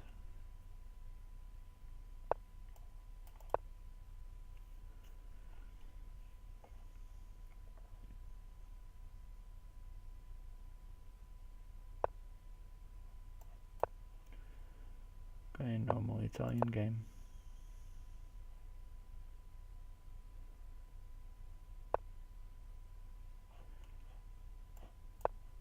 This seems like a wise move because the forced lines after bishop g4, for example, I think are usually okay for white. And you have to know a lot, of course, with white, and I don't know all the lines, but well, in general, and the positions that arise after the 7th move, bishop g4, are okay for white, if I recall correctly. So therefore bishop e7 is a nice move. It does, however, take a tempo, but because white don't put it on e7 on the first place. But then if you play bishop e7 instead of bishop c5, all kinds of other lines are again occurring. For example, the sacrifice on f7 and the pawn on d5 to try to take the pawn on e5, but also a lot of other lines. So there are already some finesses in the Crazyhouse opening theory, especially in the e4, e5 structures. Let's take and play knight at g4. See what he wants to do with his queen. I kind of want to take this, but that doesn't seem good. Maybe now, and if he doesn't take back, I can take on d4, and then knight f3 seems completely fine. Queen probably has to go back to e7. But the next move will be knight e2, most likely.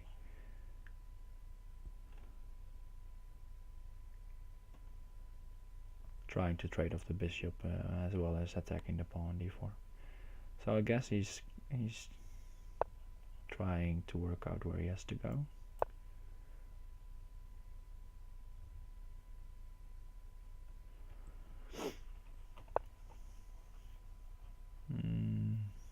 Let's see, how do I want to trade? Let's go this way.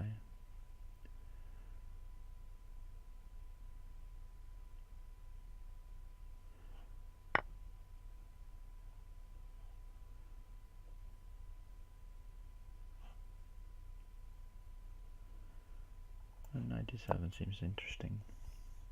I think I can make use of a rook in this position.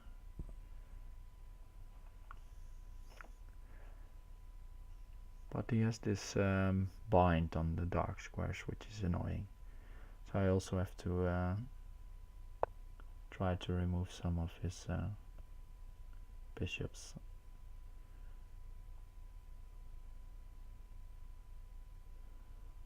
Maybe bishop at e7, and then knight f6. Will cost me some material, but his queen will become a target as well as his king,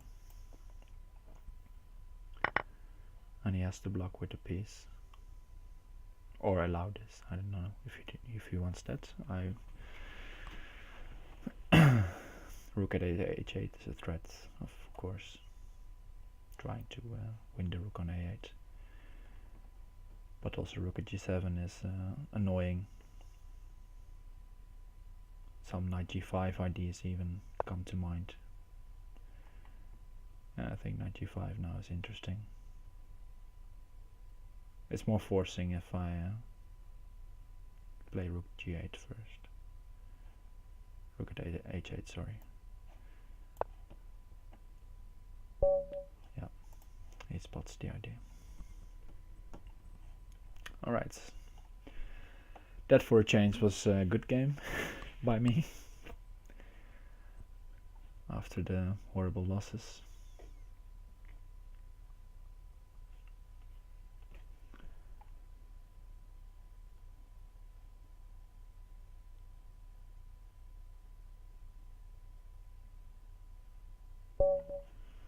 Right, Rick Ostrov. I have not played him this tournament, but he's a known player to me. Let's play some offbeat line.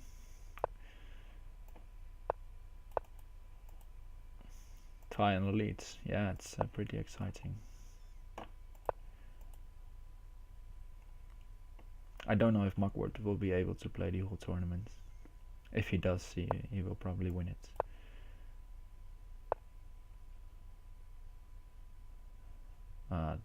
Bishop at h6.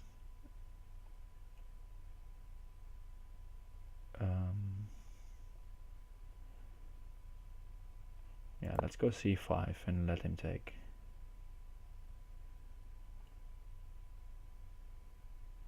And if takes, then bishop at g7. Take on d4, and alright, he decides to sacrifice even more material.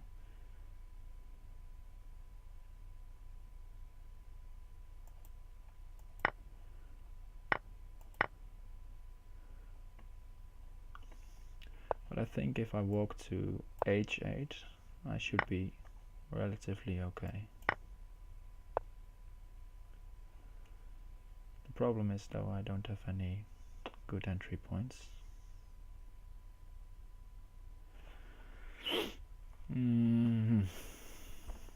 What to do with that?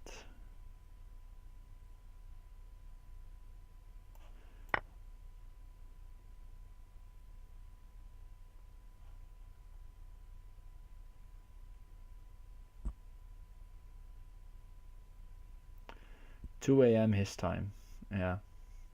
So the tournament will finish at 8 AM, and that would be a normal time to play, I'd say.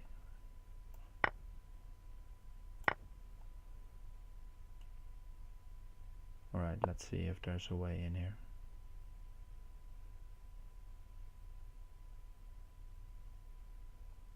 Otherwise I'm just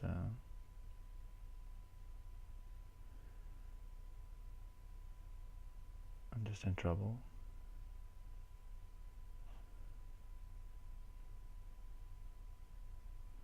Let's go pawn at h2. See how he defends against that.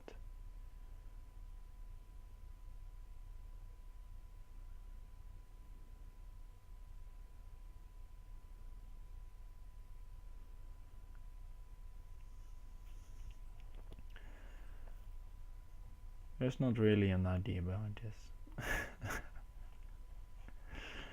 But then again, you have to try something, right?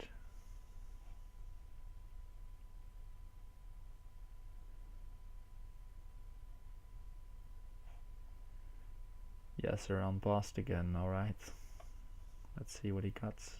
Yeah, in my time this tournament starts at 6 PM and ends at well, midnight. So for Yasser, who also lives in the Netherlands, this is pretty is a fine time slot.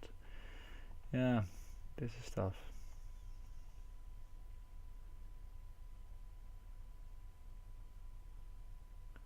I want to make him use pawns and stuff, so that's on the dark squares, and then I hope I will be safe on h7. That's sort of my plan. So for example, now be a pawn of bishop at f6, and then rook g8, and then king h7.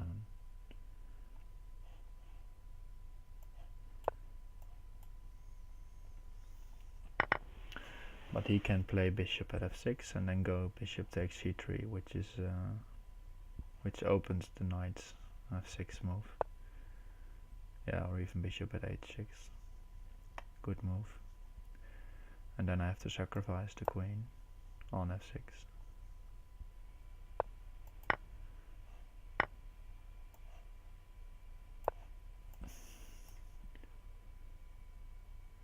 Yeah, I've played.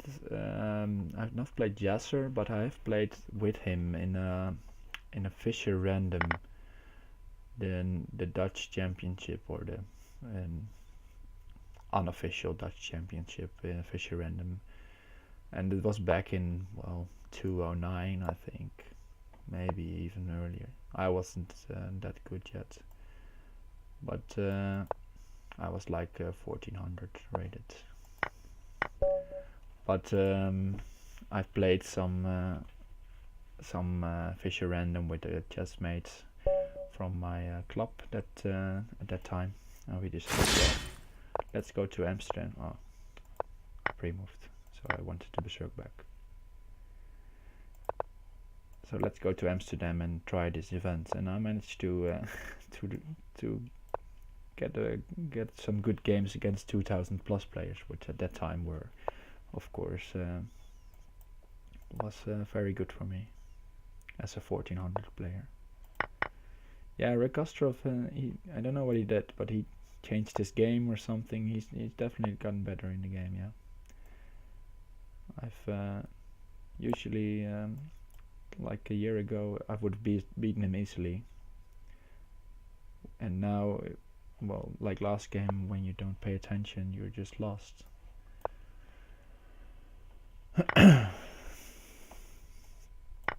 Alright. Yeah, I would have berserked back against CRW, but I pre-moved and he moved too quickly.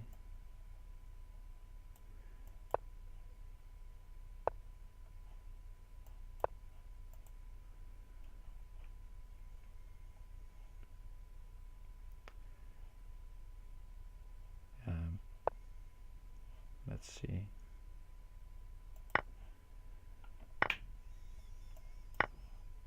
Pawn on d2 is now a threat.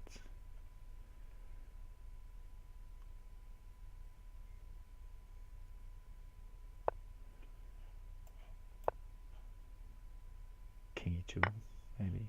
He's banking on that one. I think this one is the most correct. Yeah, there we go. That's strong again. Let's berserk.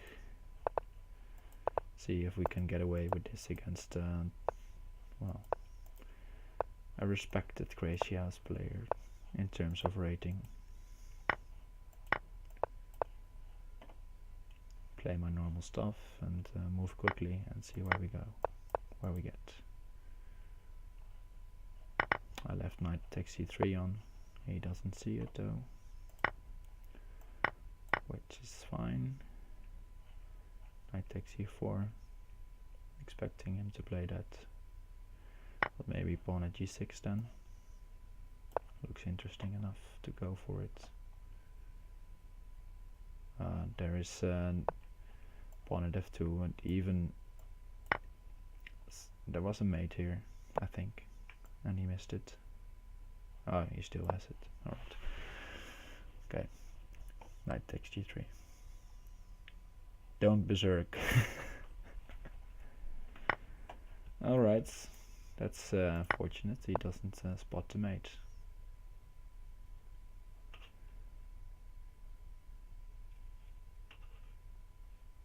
Now I have to play this. Otherwise he just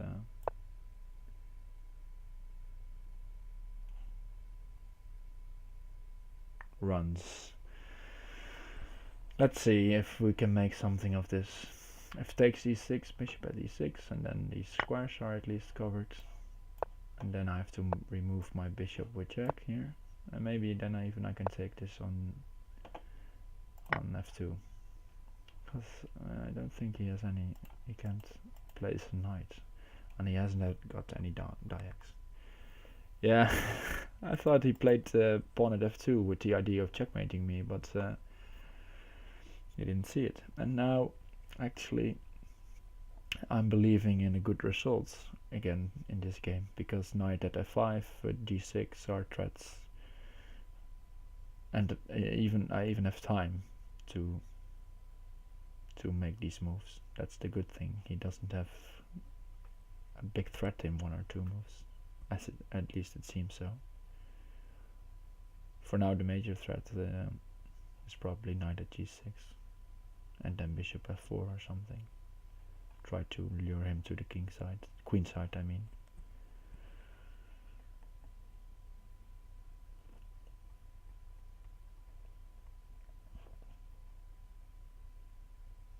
But alright, let's see what he comes up with. I think f takes g5 might be okay. Then then bishop at pawn or bishop at e5, because he still, no, then he has queen at d2. I have to be careful for queen at d2. Maybe I have to bishop here. I have to play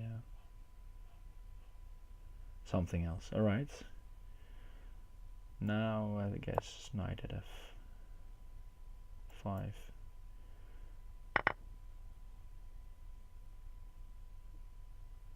And still all the squares are covered, and the important part is he still doesn't have a bishop to place on g1. Therefore it was probably wise to take the bishop. It would have won, probably. Alright, he can take.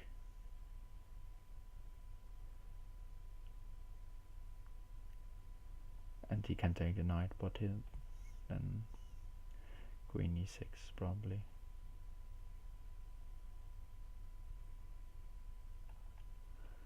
Well, if I win this will be very fortunate. Let's see which way I have to take. I think this way is wise. Maybe it didn't matter, but now these squares will still be covered.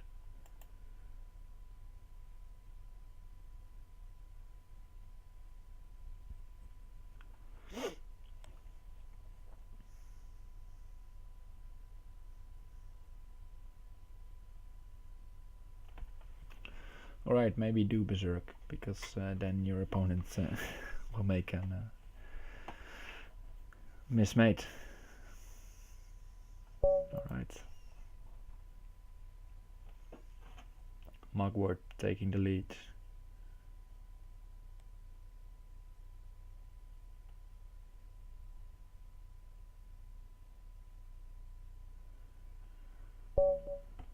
Alright, FMH bar.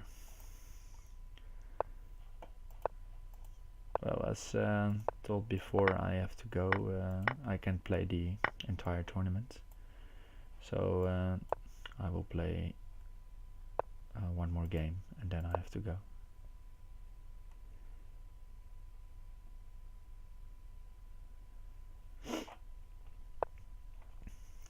But I'll try to stream some parts of the weekly Crazyhouse Arena tomorrow. And I think it starts at 9. I have to work till 9:30, so I won't be able to start, but I think I'll late join that tournament. It would be nice to see some of you there. Alright, let's click pause and wish everybody good luck.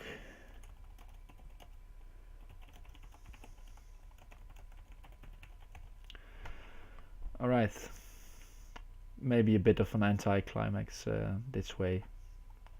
Not further competing with Mugwort, but he was already taking the lead, and well, it would have been an interesting fight maybe, but I think he is in the better shape today. So we'll see if in 2 hours he has won it, but I think he has a good chance.